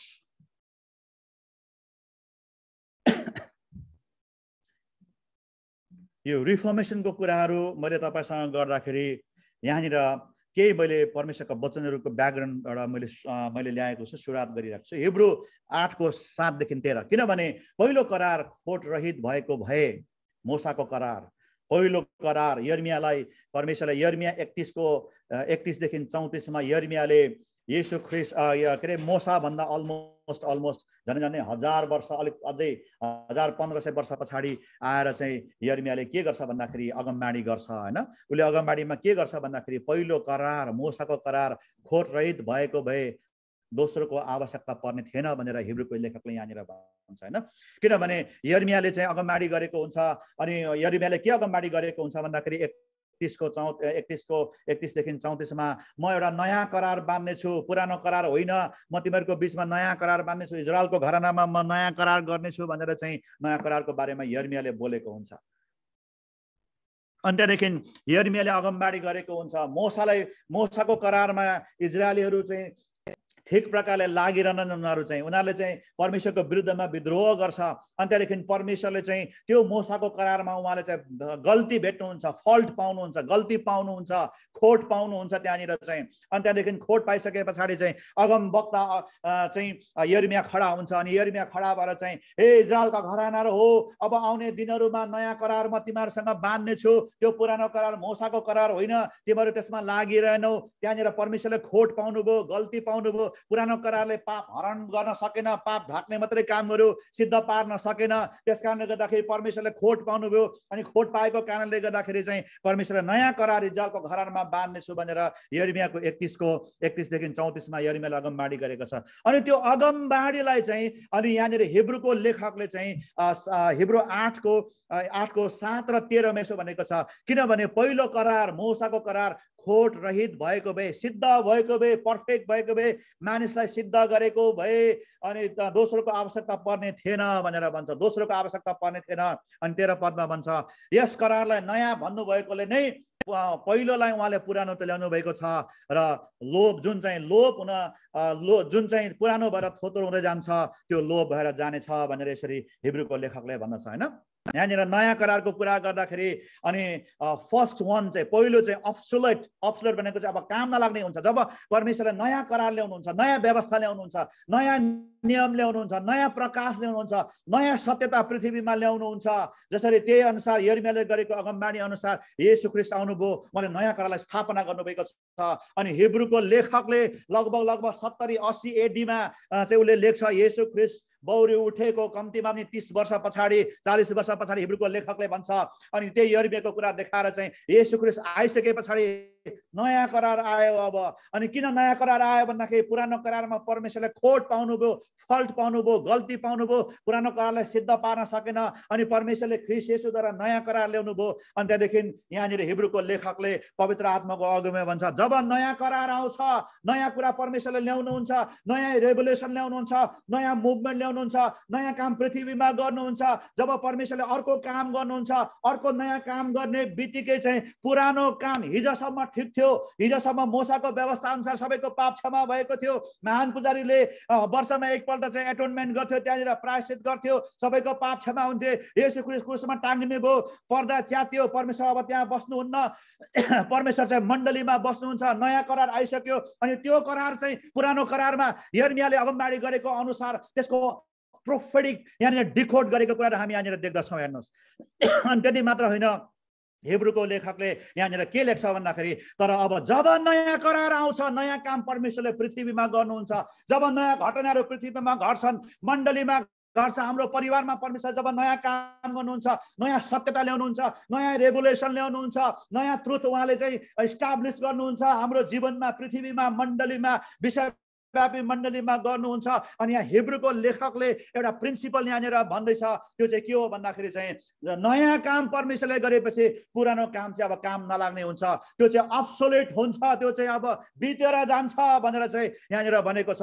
पहिलो नम्बरमा जब परमेश्वरले जब पुरानो करार चलिराखेको हुन्छ, मूसाको व्यवस्था चलिराखेको थियो, अनि परमेश्वरले खोट पाउनुभयो, त्यहाँनिर मान्छेहरू सिद्ध हुन सकेनन्, त्यसमा लागिरहन सकेनन्, अनि परमेश्वरले एउटा नयाँ योजना बनाउनु भयो। अनि नयाँ योजना अनुसार चाहिँ येशू ख्रीष्टलाई पृथ्वीमा पठाउनु भयो, नयाँ करार इस्टाब्लिस गर्नुभयो। अनि जब नयाँ करार येशू ख्रीष्ट आइसके पछाडि अब मूसाको व्यवस्था चाहिँ अब्सोल्युट भयो, त्यो सिद्धिएर गयो, त्यो पुरानो भयो, त्यो लोभ भयो, थोत्रो भयो। अब मूसाको व्यवस्था अनुसार पाप क्षमा हुँदैन, मन्दिर छैन त्यहाँनिर, त्यहाँ परमेश्वर बस्नुहुन्न, मूसाको करार सबै सिद्धिएर गयो। अब येशू ख्रीष्टद्वारा तपाईँ र मेरो धार्मिकता कायम हुन्छ, पाप क्षमा हुन्छ भनेर चाहिँ यहाँ हिब्रूको लेखकले भन्छ।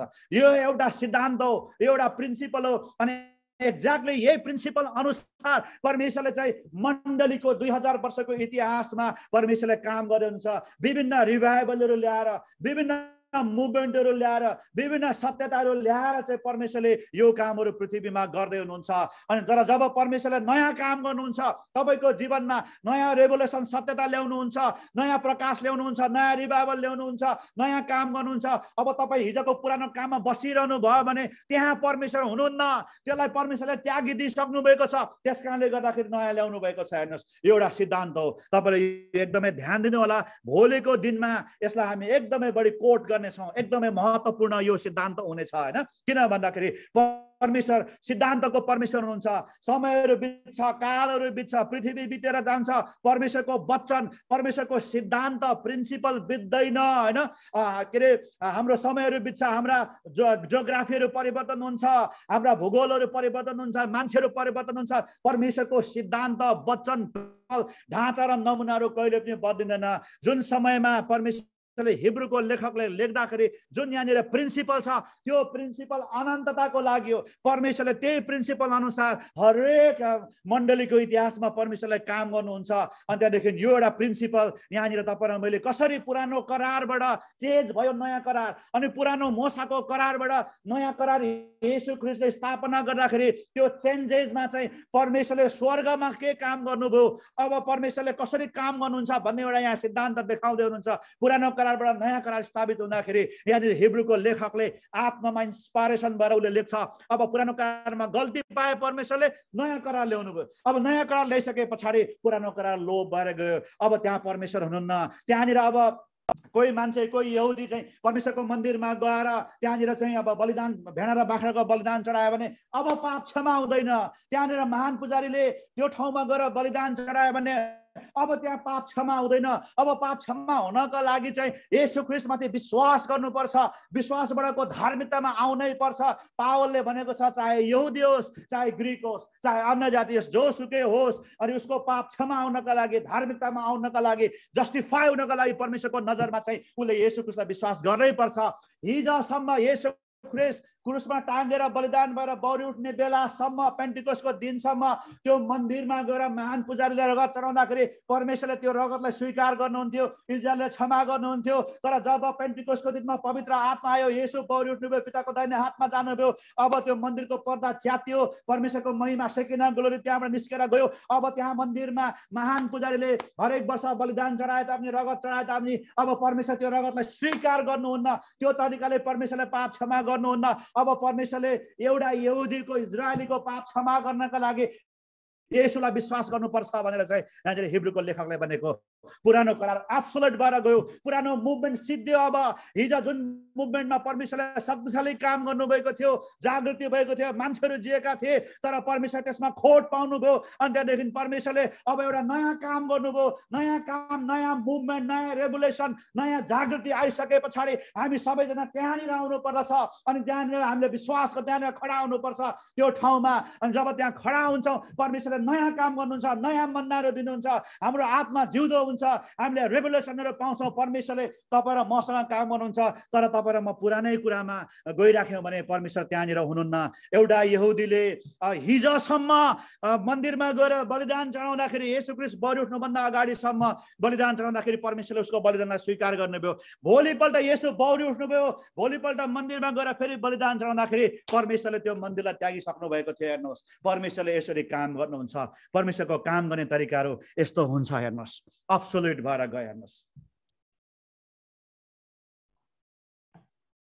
परमेश्वरले 2000 वर्षको इतिहासमा एक्ज्याक्टली मण्डलीमा त्यही कामहरू गर्दै हुनुहुन्छ। परमेश्वरले चाहिँ साह्रै महत्त्वपूर्ण कुरा छ। यो तपाईँले एकदमै ध्यान दिएर राख्नु होला। भोलिको दिन हामी यसलाई एकदमै ज्यादा हामी हेर्दै जानेछ। एउटा प्रिन्सिपल, एउटा सिद्धान्त, परमेश्वरको काम गर्ने तरिकालाई यहाँ तपाईँहरूको बिचमा मैले प्रस्तुत गर्दैछु। यहाँनिर हेर्नुहोस्, होइन, तपाईँलाई थाहा छ यो कुरा बाइबलमा लेखेको छ न त, तालमुदमा, बेबिलोन तालमुदमा, होइन, त्यहाँनिर चाहिँ लेखेको छ। यहुदीहरूको त्यो मिस्नामा, तालमुदमा त्यहाँनिर के लेखेको छ भन्दाखेरि एउटा जब महान पुजारीले बलिदान चढाइसके पछाडि परमेश्वरले त्यो बलिदान स्वीकार गर्नुभयो भनेर थाहा पाउनका लागि त्यो मन्दिरमा एउटा डोरी हुन्थ्यो अरे। हेर्नुहोस्, त्यो चाहिँ उमा बेबिलोन तालमुदमा लेखेको छ। यहुदीहरूको त्यो चाहिँ एउटा ओरल ल भनेर भन्छ, त्यो अहिले लेखेको छ, त्यहाँनिर लेखेको छ। अनि जब महान पुजारीले बलिदान चढाएर चाहिँ ऊ सकुशल फर्केर आयो, अनि फर्केर आइसके पछाडि त्यो डोरी चाहिँ रातो, त्यसको कलर चेन्ज गर्यो भने, त्यसको रङ बदल्यो भने चाहिँ अनि त्यो महान पुजारीले थाहा पाउँथ्यो अरे ए हाम्रा परमेश्वरले चाहिँ हाम्रो पापहरू क्षमा गर्नुभएछ, परमेश्वरले बलिदान स्वीकार गर्नुभएछ भनेर थाहा पाउँथ्यो अरे, होइन। तर जुन बेलामा अनि जुन सालमा चाहिँ त्यो के अरे रगत चढाइसके पछाडि पुजारी बाहिर निस्किन्थ्यो, अनि त्यहाँदेखि चाहिँ त्यो डोरीको रङ चाहिँ रातो भएन भने, परिवर्तन भएन भने चाहिँ अनि उनीहरूलाई थाहा पाउँथ्यो अरे हाम परमेश्वरले यो वर्षको बलिदान स्वीकार गर्नु भएन भनेर थाहा पाउँथ्यो अरे। यो कुरा बाइबलमा छैन, यहुदीहरूको मिस्नामा बेबिलोन तालमुदमा लेखेको छ। यो चाहिँ हेर्नुहोस्, होइन। अनि इतिहासकारले के भन्छ भन्दाखेरि जब जुन समयमा येशू ख्रीष्ट क्रुसमा टाँगिनु भयो त्यो मन्दिरको पर्दा छट्ट दुई फ्याक भयो, च्यातियो।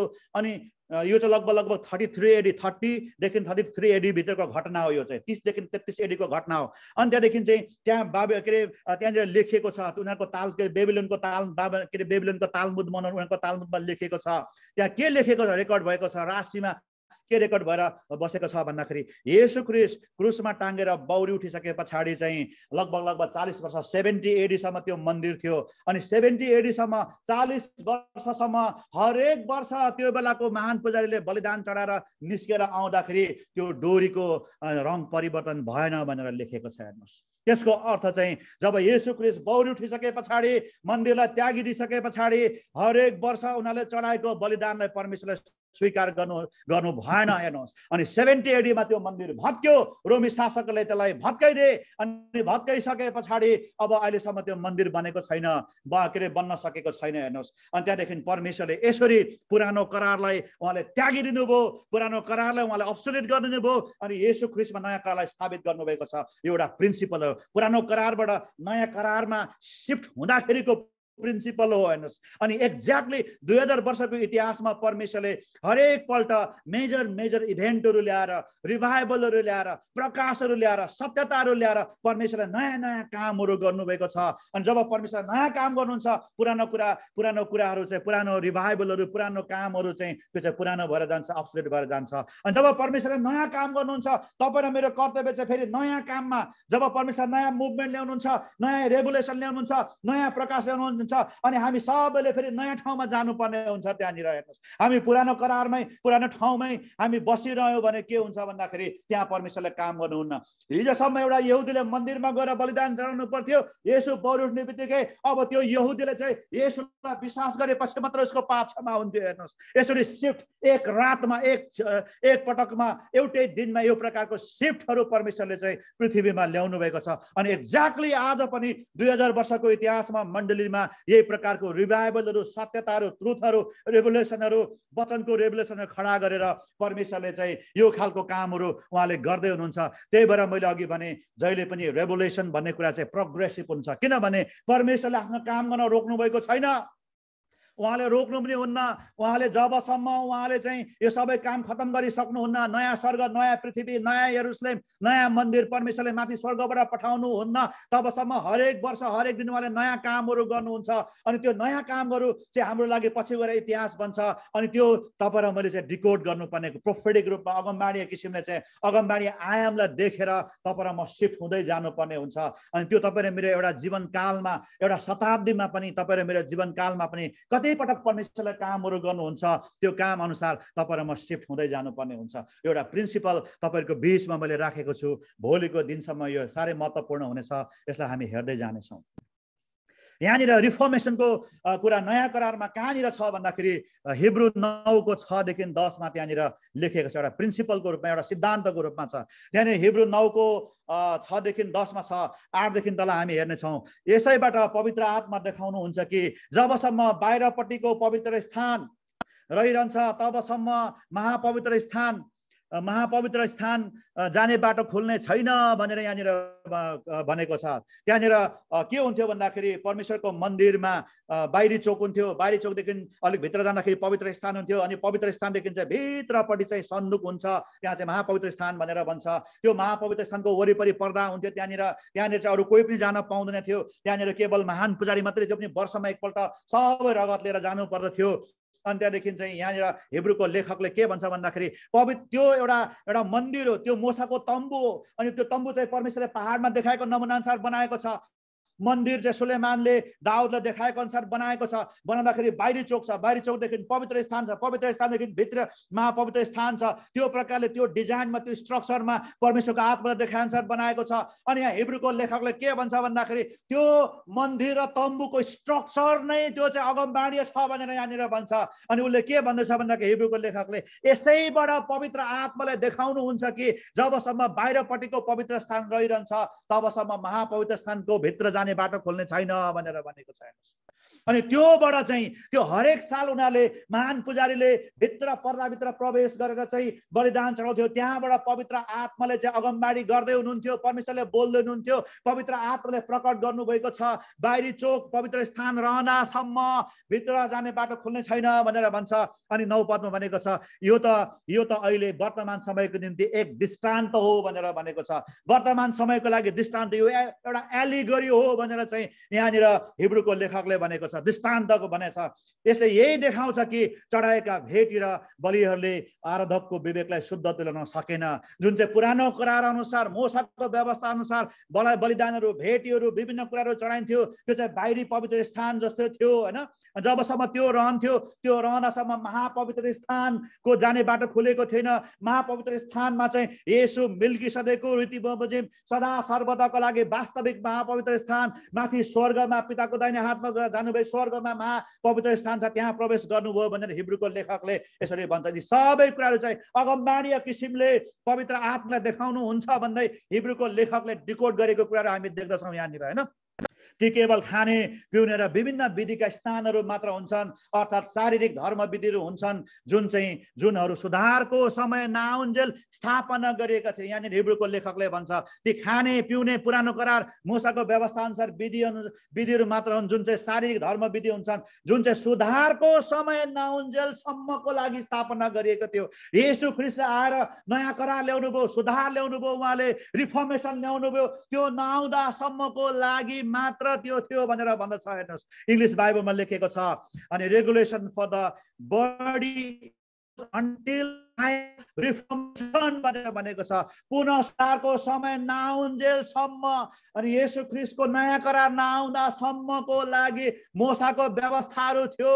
तर जब त्यो पवित्र स्थान थियो, जब येशू ख्रीष्ट आउनुभयो, उहाँ महापवित्र स्थानमा प्रवेश गर्नुभयो, त्यो चाहिँ स्थापनाको समय, सुधारको समय, रिफर्मेसनको समय नआउँदासम्मको लागि। तर जब येशू आएर रिफर्मेसन ल्याउनु भयो, सुधार ल्याउनु भयो, अब हामी त्यो पुरानो तरिकाले हामी चल्नु पर्दैन।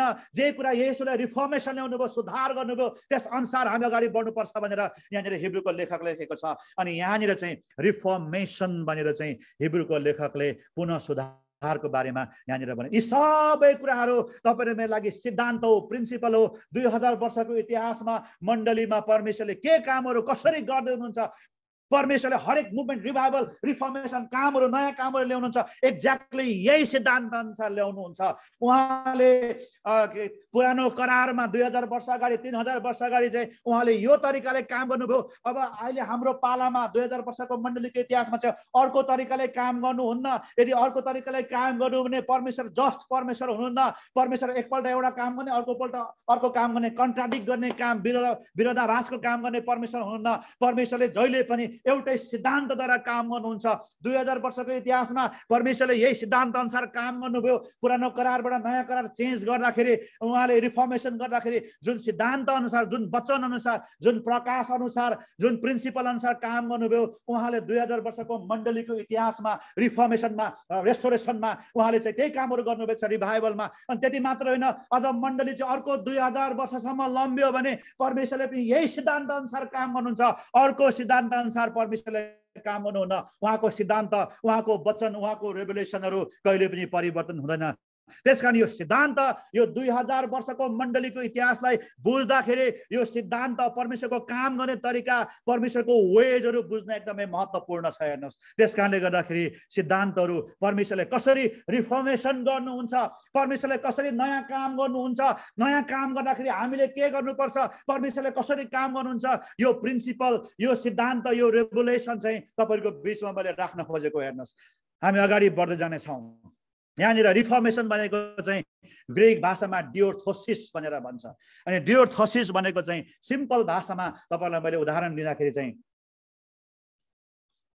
के हो भन्दाखेरि, तपाईँसँग पुरानो टेबल छ, मेच छ, टेबल छ, अनि त्यो टेबल तपाईँले नयाँ ल्याउनु भयो, तपाईँले किनेर ल्याउनु भयो, चलाउनु भयो, त्यो पुरानो भयो। अनि पुरानो हुँदाखेरि त्यो टेबलको खुट्टा भाँचियो, अनि खुट्टा भाँच्यो अनि एकदमै कुरूप भयो त्यो चाहिँ। अनि कुरूप भइसके पछाडि चाहिँ अनि तपाईँले फेरि त्यो पहिलाको जस्तै त्यो टेबल बनाउनको लागि तपाईँले त्यो खुट्टालाई के गर्नुहुन्छ भन्दाखेरि तपाईँले फेर्नुहुन्छ, त्यसलाई रिपेयर गर्नुहुन्छ, त्यसलाई पहिलाको जस्तै तपाईँले बनाउनुहुन्छ अनि त्यो टेबल पहिलाको जस्तै आकारमा बन्छ। त्यसलाई चाहिँ ग्रिक भाषामा डिओर्थोसिस भनेर भन्छ, रिफर्मेसन इङ्ग्लिस भाषामा चाहिँ रिफर्मेसन, ग्रिक भाषामा डिओर्थोसिस भन्छ। पहिलाको अवस्थामा, पुरानै अवस्थामा जुन ओरिजिनल अवस्थामा छ त्यस्तै अवस्थामा त्यसलाई मर्मत गरेर, मर्मत सम्भार गरेर पहिलाकै ओरिजिनल अवस्थामा ल्याउनुलाई चाहिँ रिफर्मेसन इङ्ग्लिस भाषामा, नेपाली भाषामा पुनः सुधार भनेर भन्छ हैन, पुनः सुधार भनेर भन्छ। ग्रिक भाषामा चाहिँ डिओर्थोसिस भनेर चाहिँ यसलाई भन्दछ, रिफर्मेसन। यी शब्दहरू भोलि हामी हेर्नेछौँ। यो आज हामी हेर्ने छैनौँ। यहाँ एउटा प्रिन्सिपल छ, परमेश्वरले कसरी मण्डलीमा काम गर्नुभयो भन्ने कुराहरू, मार्टिन लुथरको समयमा यसरी कामहरू गर्नुभयो भन्ने कुरा यहाँ चाहिँ हामी भोलि हेर्नेछौँ।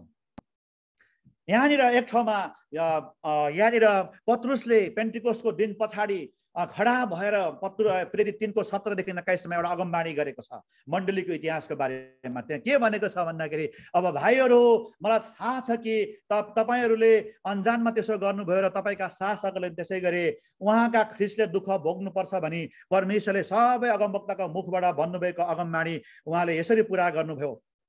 यसकारण पश्चाताप गर्नुहोस्, फर्किनुहोस् कि तपाईँहरूका पापहरू मेटिउन् र परमप्रभुको उपस्थितिबाट आनन्दको समय आउनेछ र उहाँले तपाईँहरूका निम्ति अघिबाटै नियुक्त गर्नुभएको ख्रिस्टलाई अथवा येशूलाई पठाउनुहुन्छ। सेकेन्ड कमिङको बारेमा यहाँनिर पत्रुसले भन्दैछ, पश्चाताप गर्नुहोस्, परमेश्वरतिर फर्किनुहोस् अनि परमेश्वरको उपस्थितिमा शीतलताको समय आउनेछ अनि उहाँले तपाईँहरूका निम्ति अघिबाटै नियुक्त गर्नुभएको ख्रिस्ट येशू जो पिताको दाहिने हातमा हुनुहुन्छ अनि फेरि पृथ्वीमा पठाउनुहुन्छ। येशू ख्रिस्टको राज्य 1000 वर्षको राज्य, सदा सर्वदाको राज्य सुरुवात हुन्छ भनेर यहाँनिर भन्छ। तर 21 पदमा के भनेको छ भन्दाखेरि, परमेश्वरले प्राचीन कालदेखि आफ्ना पवित्र अगमवक्ताहरूको मुखबाट बोल्नुभएका सबै थोकहरूको पुनर्स्थापना हुने समय नआउन्जेलसम्म ख्रिस्ट येशू स्वर्गमा अवश्य रहनुपर्छ भनेर यहाँनिर पत्रुसले अगमबाणी भनेको छ। यो पत्रुसले के भन्छ भन्दाखेरि, पश्चाताप गर्नुहोस्, परमेश्वरतिर फर्किनुहोस् अनि तपाईँ ख्रिस्ट येशूलाई परमेश्वरले पठाउनु हुनेछ। तर त्यो ख्रिस्ट येशू पृथ्वीमा फेरि पनि फर्केर आउनुभन्दा अगाडि, मसियाको आउनुभन्दा अगाडि उहाँ चाहिँ त्यो ओलिभ पहाडमा, माउन्ट ओलिभ पहाडमा, जैतुन डाँडामा आउनुभन्दा अगाडि जहाँबाट जानुभयो उहाँ त्यहाँ फर्केर आउनुभन्दा अगाडि पत्रुसले के भन्छ भन्दाखेरि, परमेश्वरले प्राचीन कालदेखि नै, पुरानो समयदेखि नै अगम वक्ताहरूको मुखबाट बोल्नु भएको अनुसार सबै थोकको पुनर्स्थापना, रेस्टोरेसन नभएसम्म स्वर्गमा येशू ख्रिस्ट बस्नुहुन्छ। जब स्वर्गमा येशू ख्रिस्ट बस्नुहुन्छ यहाँ पृथ्वीमा रेस्टोरेसनको कामहरू हुनेछ। त्यो अगमवक्ताले बोलेको छ, अगमवक्ताले पहिले अगमबाणी गरेको छ के रिफर्मेसनहरू आउनेछ, के रेस्टोरेसन येशू ख्रिस्ट आउनुभन्दा अगाडि आउनेछ। मण्डलीको 2000 वर्षको इतिहासमा अथवा 4000 वर्ष गयो भने 4000 वर्षको इतिहासमा के प्रकारको रेस्टोरेसनहरू यो पृथ्वीमा हुनेछ भन्ने कुराहरू अगमवक्ताले बोलिसकेका छन्। केवल त्यो अगमवक्ताको अगमबाणीलाई डिकोड मात्रै गर्नुपर्दछ। हामीले रिभिलेसनमा प्रकाशद्वारा, पवित्र आत्माद्वारा, हिब्रूको लेखक जस्तै पवित्र आत्माले यसो भन्दै हुनुहुन्छ भनेर त्यस्ता खालका प्रेरितहरू अगमवक्ताहरू अहिले चाहिएको छ। यहाँनिर पत्रुसले भन्छ, अगमवक्ताहरूको मुखबाट पहिल्यै बोल्नु भएको छ, त्यो रेस्टोरेसनको त्यो समय नआउन्जेलसम्म स्वर्गमा नै रहनुहुन्छ येशू ख्रिस्ट। जब येशू ख्रिस्ट स्वर्गमा रहनुहुन्छ, जब पृथ्वीमा चाहिँ अगमवक्ताले बोलेको सबै पुनर्स्थापना, रेस्टोरेसनको काम हुन्छ, रिफर्मेसनको काम हुन्छ मण्डलीको इतिहासमा। अनि जब सबै पुरा भएपछि मात्रै स्वर्गले, पिताले अनि येशू ख्रिस्टलाई पृथ्वीमा पठाउनुहुन्छ भनेर यहाँनिर पत्रुसले अगमबाणी गरेको कुराहरू देख्दछौँ। हेर्नुहोस्, त्यसकारण अगमवक्ताहरूको पुस्तकमा, पुरानो करारको अगमबाणीमा, प्रेरितहरूको अगमबाणीहरूमा चाहिँ बाइबलमा येशू ख्रिस्टले के पुनर्स्थापना गर्नुहुन्छ पृथ्वीमा। मण्डलीको 2000 वर्षको इतिहासमा येशू ख्रिस्ट पिताको दाहिने हातमा हुनुहुन्छ। उहाँ दाहिने हातमा बस्दै गर्दाखेरि यहाँ पृथ्वीमा चाहिँ रेस्टोरेसनको काम, रिफर्मेसनको काम, उहाँ पुनः सुधारको काम, पुनर्स्थापनाको कामहरू हुन्छ भनेर अगमवक्ताले पहिल्यै बोलेको छ। हेर्नुहोस्, अगमबाणीको पुस्तकमा, बाइबलमा हामी पाउँदछौँ छौँ। त्यसको मतलब येशू ख्रीष्ट अहिले पिताको दाहिने हातमा हुनुहुन्छ। यहाँ पृथ्वीमा चर्चमा मण्डलीमा 2000 वर्षको इतिहासमा चाहिँ रिफर्मेसनको कामहरू भइराखेको छ।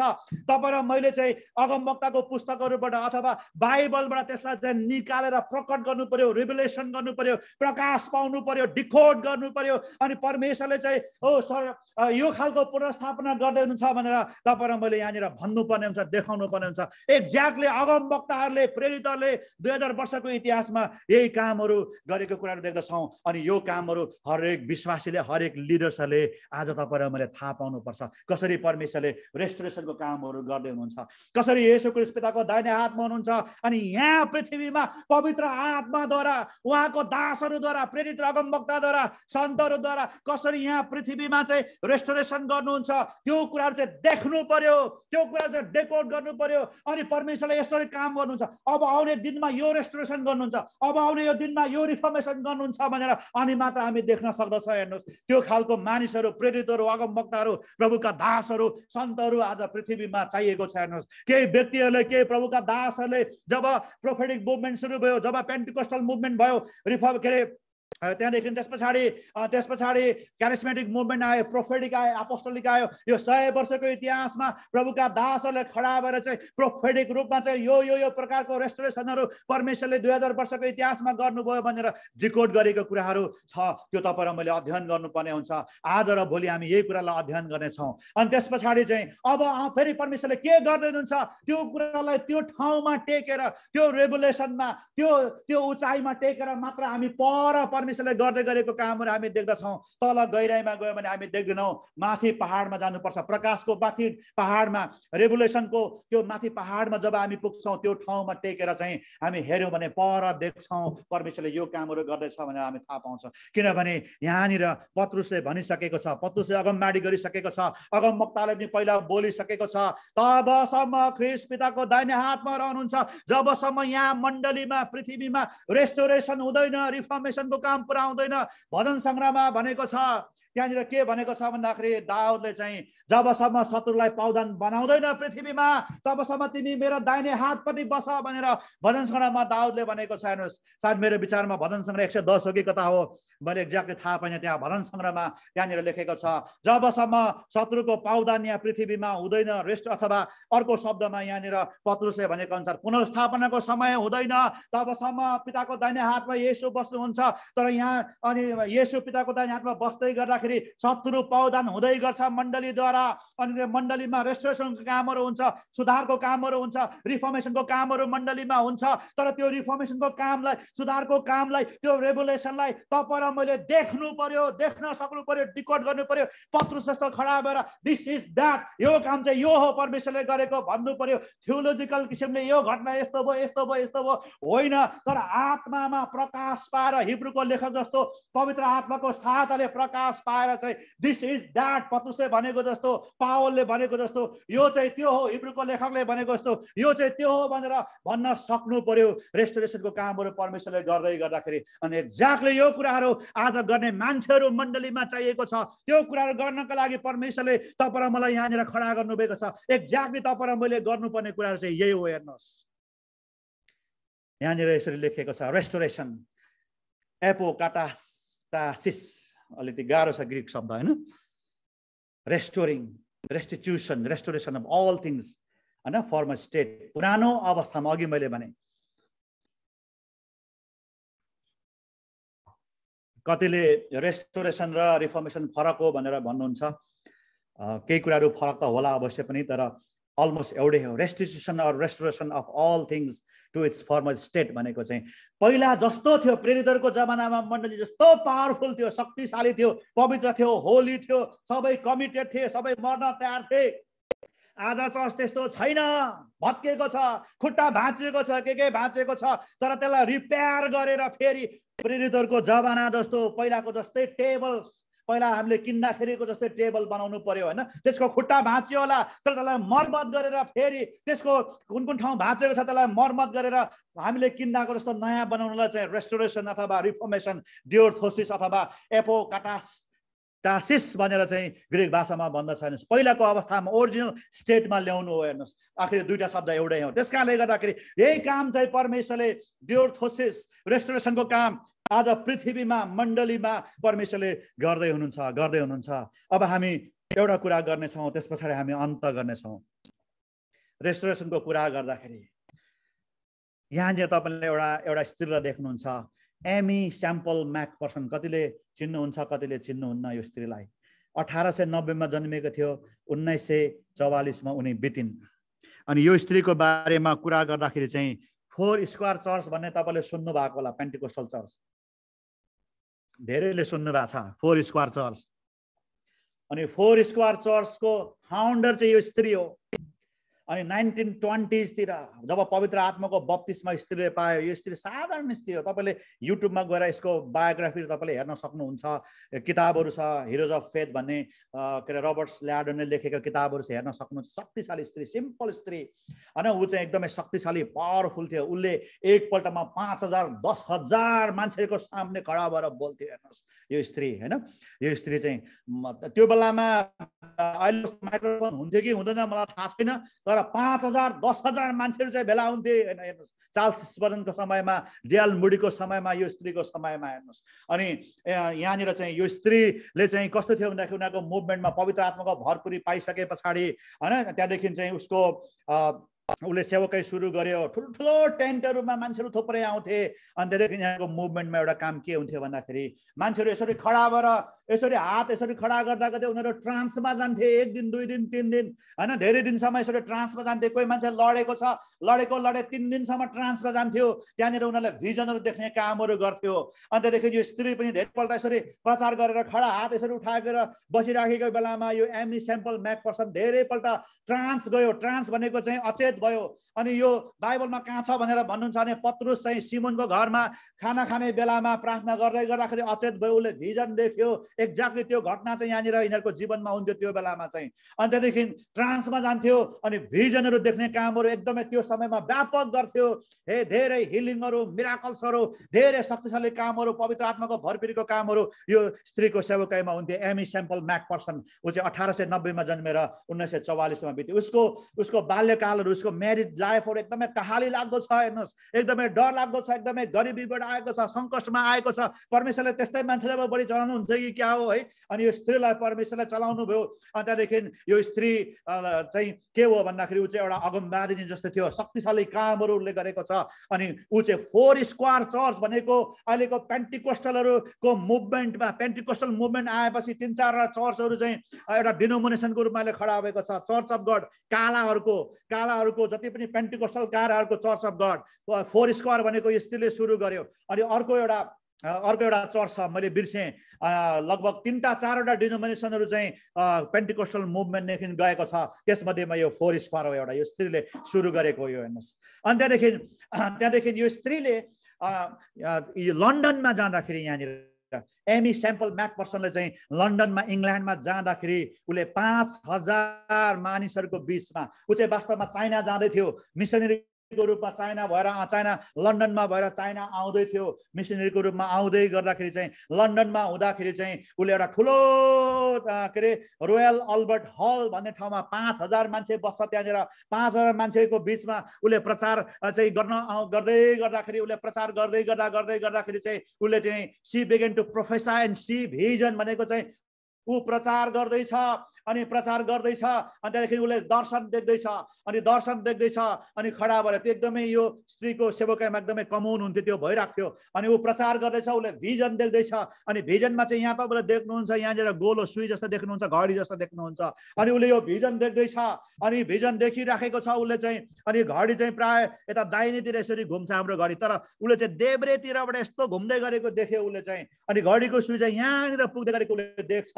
अनि अब यो बारेमा अब हामी हामी हेर्छौँ यो चाहिँ उसले चाहिँ 2000 वर्षको इतिहासलाई चर्चको इतिहासलाई चाहिँ उसले चाहिँ देख्दै गरेको हुन्छ यहाँनिर चाहिँ हैन अन्तदेखि उसले प्रचार गर्दै गर्दाखेरि अगमबाडी गर्न सुरु गर्छ उसले भिजन देख्छ अन्तदेखि उसको भिजन चाहिँ अनि कसरी 2000 वर्षको इतिहासमा परमेश्वरले चाहिँ कसरी अनि मण्डलीको इतिहासमा चाहिँ मण्डली कसरी शक्तिशाली रूपमा सुरु भयो अनि गिरेर के अरे रोमन क्याथोलिकको समयमा अन्धकारको युगमा आयो त्यहाँबाट फेरि परमेश्वरले कसरी चाहिँ उहाँले चाहिँ रेस्टोर गरेर रिफर्म गरेर ल्याउँदै हुनुहुन्छ भन्ने कुरा चाहिँ उसले यो प्रकारको भिजन देख्छ घडीको काँटा चाहिँ उल्टो घुमेको देख्छ यतातिर देब्रेतिर घुमेर चाहिँ दाहिनेतिर आउँदै गरेको देख्छ प्राय घडीको काँटा दाहिनेदेखि देब्रे घुमिराखेको हुन्छ उसले उल्टो देख्छ अनि यो तपाईँले यहाँनिर देख्न सक्नुहुन्छ अनि एक्ज्याक्टली यो भिजन देखिराखेको हुन्छ अनि यो भिजन अनुसार चाहिँ अनि उसले चाहिँ त्यो भिजन चाहिँ उसले चाहिँ त्यहाँनिर राखेको हुन्छ यहाँ तपाईँले देख्नुहुन्छ अझ बृहत रूपमा तपाईँले देख्न सक्नुहुन्छ यहाँनिर के अरे योवेल 1:1 देखि 3 मा त्यहाँ के लेखेको छ भन्दाखेरि तपाईँले देख्नुहुन्छ सलहको आक्रमण हैन त्यहाँदेखि जे कुरो काट्ने सलहहरूले हैन काट्ने सलहहरूले चाहिँ काट्ने सलहले छोडेका थिए सबै बगाले सलहहरूले खाए अनि जे कुराहरू बगाले सलहले छोडेका थिए ती सबै उफ्रने सलहले खाए जे उफ्रने सलहले छोडेका थिए त्यो विनाशकारी झुसुले सलहले खाए योवेल 1:4 मा यो कुरा लेखेको छ यहाँ तपाईले देख्नुहुन्छ कसरी सलहले खाँदै गरेको यहाँनिर देख्नुहुन्छ तपाईले अनि इंग्लिशमा चाहिँ पल्मर वोम भनेको छ हैन काट्ने सलहलाई अनि त्यसलाई हिब्रू भाषामा चाहिँ ग्याजेम लोकस्ट भनेर भन्छ हिब्रू भाषामा हिब्रूमा त्यो सलहलाई त्यहाँदेखि लोकस्ट भनेर भन्छ त्यो चाहिँ बगाले सलह हो यो तपाईले दोस्रोमा एउटा रुख देख्नुहुन्छ हैन पर्फेक्ट चर्च भनेर तपाईले सिद्ध चर्च यहाँनिर तपाईले यो ब्ल्याक एन्ड व्हाइटमा भएको कारणले गर्दाखेरि कलरमा छैन यहाँनिर 18 वटा फलहरू तपाईले देख्नुहुन्छ पवित्र आत्माको 9 वटा वरदान आत्माको 9 वटा फलहरू सबै लटरम्म फुलेको चर्च हैन एउटा सिद्ध मण्डली पर्फेक्ट मण्डली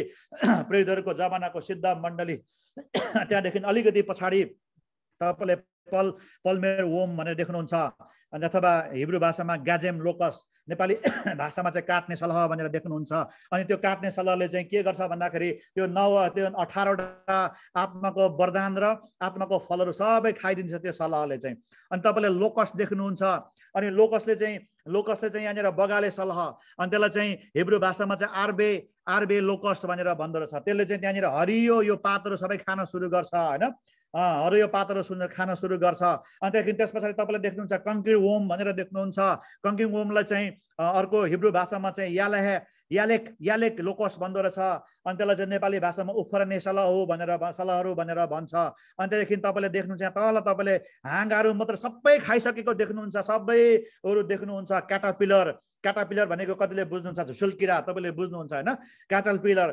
यालेक हासिल लोकस्ट भनेर चाहिँ हिब्रू भाषामा भन्दो रहेछ इंग्लिशमा त्यसलाई क्याटापिलर भनेर भन्छ अनि झुसुले किरा विनाशकारी झुसुले सलह भनेर चाहिँ नेपालीमा भन्छ अनि तपाईँले यहाँनिर अन्धकारको युगमा डार्क एजमा तपाईँले केवल तलको अलिकति जरा मात्र देख्नुहुन्छ सबै खाइसकेको देख्नुहुन्छ अनि फेरि परमेश्वर अनि फेरि रेस्टोरेसन हुँदाखेरि चाहिँ पहिला फेरि क्याटापिलर हैन जहाँनिर खायो अनि क्याटापिलर रेस्टोरेसन भयो अनि त्यहाँदेखि फेरि कङ्किङ वोम रेस्टोरेसन भयो पहिला झुसुले किराहरूले सलहले खाएको थियो त्यो रेस्टोर भयो त्यहाँदेखि उफ्रने सलहहरू कङ्किङ वोम त्यो रेस्टोर भयो अनि त्यहाँदेखि बगाले सलह त्यहाँ तपाईँले देख्नुहुन्छ हैन हरियो रुखहरू जो खाएको थियो लोकसले अनि त्यो तपाईँले रेस्टोर भएको देख्नुहुन्छ अनि काट्ने सलह तपाईँले यहाँनिर देख्नुहुन्छ अनि फलहरू लागेको कुरा देख्नुहुन्छ पर्फेक्ट पहिलाको जस्तै अवस्थामा प्रेरितहरूको जमानाको जस्तो मण्डलीमा चाहिँ यसरी परमेश्वरले फर्काउँदैनन्छ अहिले यो सुईको काँटा यहाँनिर छ अनि 1900 लगभग 20-30 मा देखेको यो चाहिँ भिजन हो अनि यही शताब्दीमा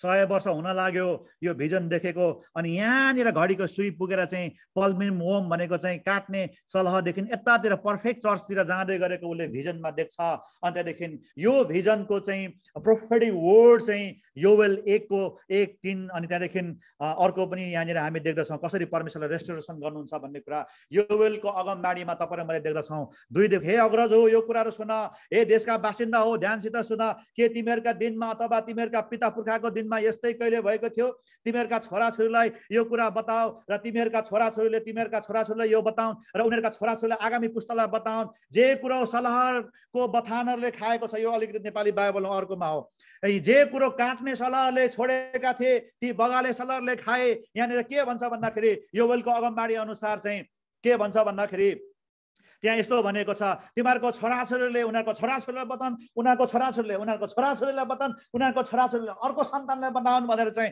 यहाँनिर एउटा पुस्तानीको कुरा धेरै पछि हुने कुराहरू यहाँनिर गर्दछ, अगमबाणी गर्छ योवेलले। अनि अगमबाणी यही योवेलको 2 अध्यायको 28 मा फेरि पवित्र आत्माको भरपुरीको बारेमा, अनि 28 मा चाहिँ पेन्टिकोस्टको दिनको बारेमा अगमबाणी गरेको छ। अनि यही अगमबाणीमा चाहिँ सलहहरूले काटेको खाएको अनि सबै कुराहरू यहाँ अगमबाणी भएको छ। अनि 2000 वर्षको मण्डलीको इतिहासमा परमेश्वरले यो स्त्रीलाई, यो परमेश्वरको दासीलाई, एमी स्याम्पल म्याकफर्सनलाई चाहिँ यही कुरा देखाउनु भएको छ। अनि यो अगमबाणी अनुसार चाहिँ यहाँनिर के देख्छौँ भन्दाखेरि काट्ने सलहले छोडेका थिए, बगाले सलहले खाए, अनि बगाले सलहले छोडेको उफ्रने सलहले खायो, उफ्रने सलहले खाएको चाहिँ विनाशकारी झुसुले सलहले खायो भनेर भन्छ। यो चाहिँ एउटा एलिगोरिक इन्टरप्रिटेसन हो, यो चाहिँ एउटा आत्मिक रूपमा यसको चाहिँ इन्टरप्रिटेसन हो। अनि मण्डलीको इतिहासमा 2000 वर्षको इतिहासमा चाहिँ कसरी परमेश्वरले चाहिँ कसरी मण्डलीमा चाहिँ यसरी सलहहरूले चाहिँ मण्डलीलाई आक्रमण गर्यो। सलह भनेको चाहिँ जहिले पनि शैतानको दुष्टको आक्रमणहरू हो। मण्डलीलाई कसरी आक्रमण गर्यो, आक्रमण गर्दाखेरि यो 4 चरणमा चाहिँ काट्ने सलहहरू पहिला आयो, त्यस पछाडि बगाले सलह आयो, त्यस पछाडि उफ्रने सलह आयो, त्यस पछाडि चाहिँ झुसुले सलह आयो र सबै मण्डलीलाई 1000 वर्षको अन्धकारको युगमा पुर्याइदियो। त्यो अन्धकारको युगमा पुग्दाखेरि के भयो अन्तखेरि फेरि परमेश्वरले कसरी मार्टिन लुथरबाट उहाँले चाहिँ रेस्टोरेसनको कामहरू गर्नुभयो। काम गर्दाखेरि फेरि कसरी झुसुले किराहरूबाट एकछिन मेरो एउटा फोन आयो, यो फोन उठाइदियो त।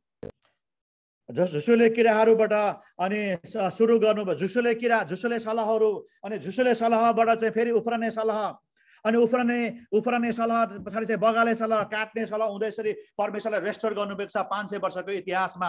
अनि यो चाहिँ अगमबाणीय किसिमले परमेश्वरले एमी स्याम्पल म्याकफर्सनलाई देखाउनुहुन्छ। अनि त्यहाँदेखि उसले चाहिँ यो चाहिँ फेरि अगमबाणी गरिएको छ, योवेल 1:1 र 1देखि 4 मा यसरी अगमबाणी गरिएको छ।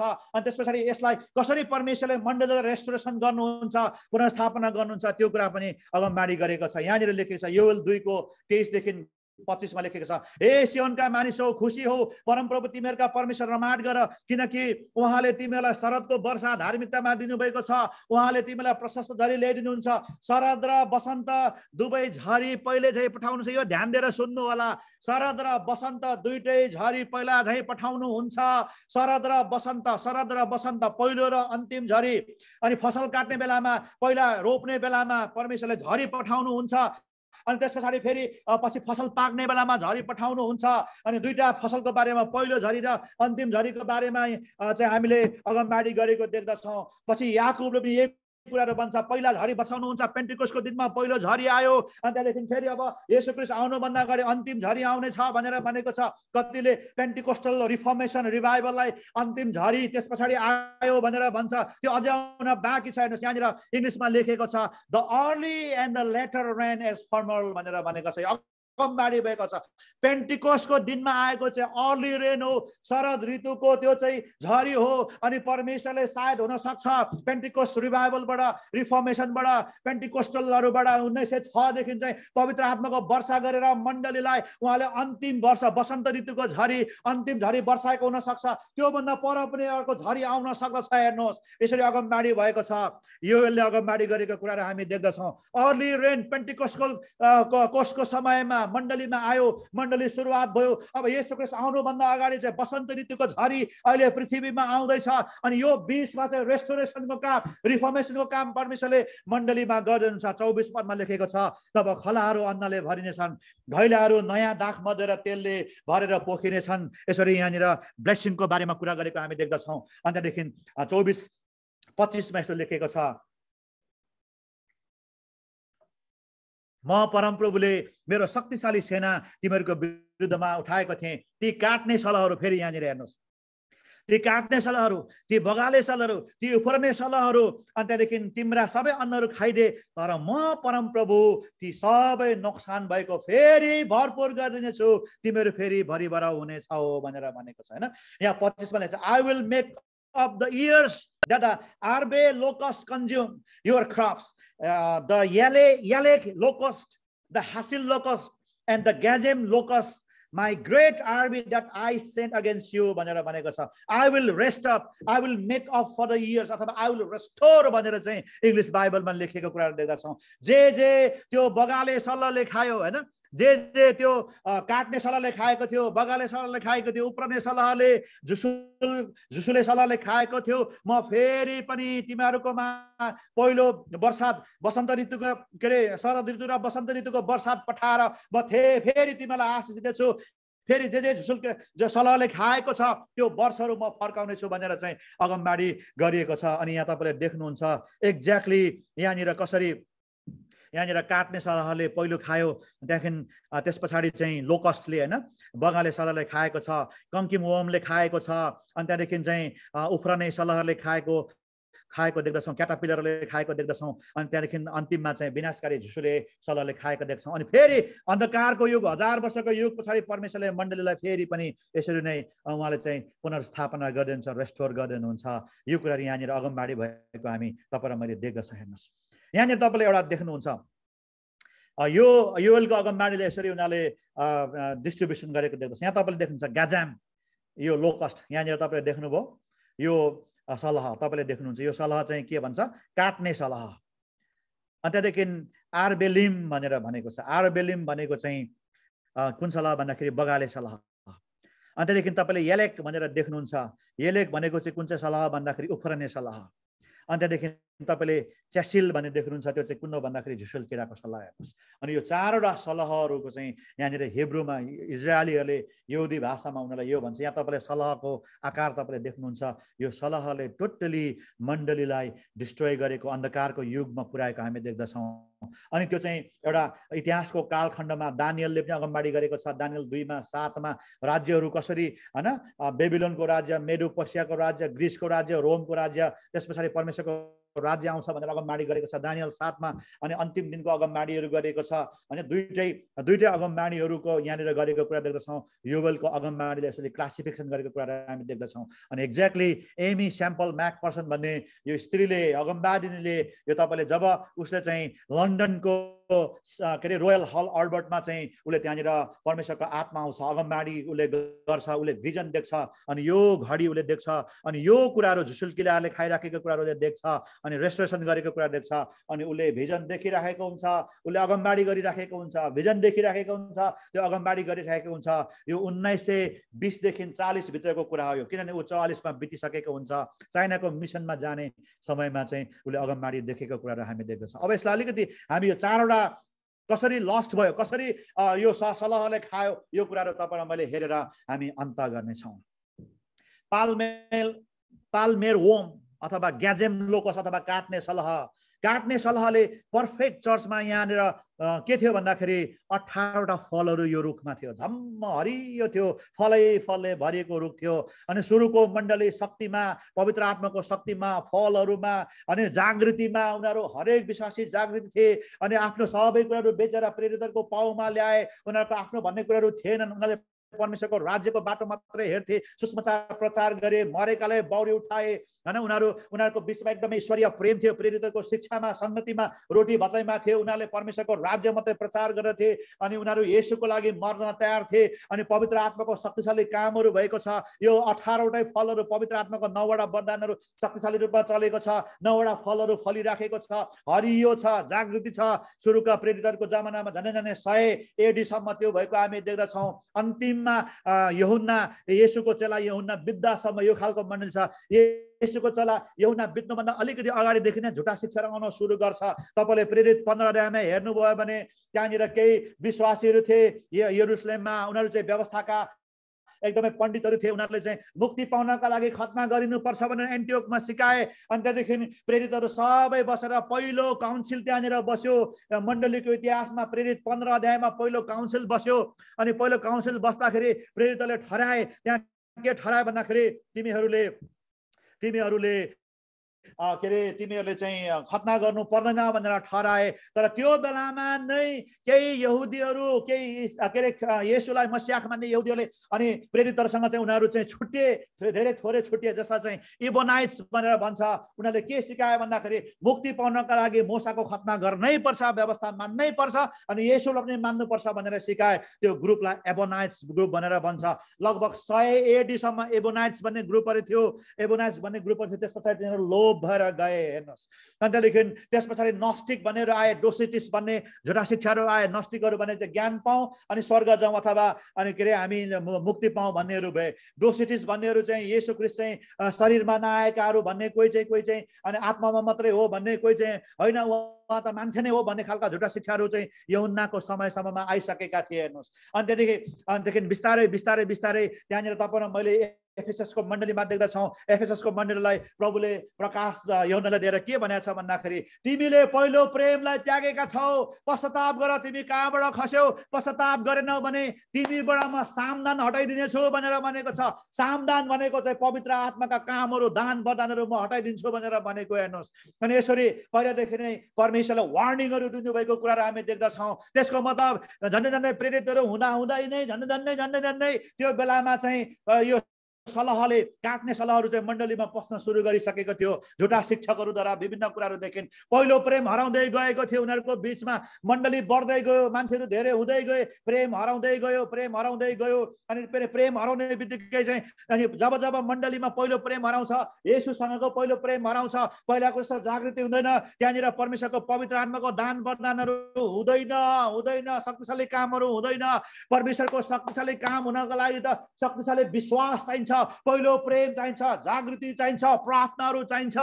परमेश्वरले हामी जसरी पहिलो प्रेम पहिला ग्रहण गर्दाखेरि गर्छौँ, अनि त्यो प्रकारको प्रेम जब हुन्छ अनि मात्रै त्यहाँनिर हिलिङ हुन्छ, मिराकल हुन्छ, अगमबाडी हुन्छ, गिफ्ट अफ टङ्ग्सहरू हुन्छ, परमेश्वरको पवित्र आत्माको 9वटा वरदानहरू हुन्छ, मरेकाहरू बौरी उठ्छन्। जुन मण्डलीमा जसको जीवनमा परमेश्वरप्रतिको पहिलो प्रेम छ, ख्रीष्ट येशूसँगको पहिलो प्रेम छ, प्रेममा हिँड्छ, जागृति छ, विश्वास छ, त्यहाँ मात्र पवित्र आत्माको दान वरदान हुन्छ, त्यहाँ मात्र सामदान हुन्छ, त्यहाँ मात्र उज्यालो ज्योति हुन्छ, अनि मात्र उनीहरू अगाडि बढ्न सक्दछन्। हेर्नुहोस्, अनि पहिलो शताब्दीको चर्चमा यो काट्ने सल्लाहहरूले चाहिँ अनि मण्डलीलाई लगभग आक्रमण गर्न थालिसकेका थिए।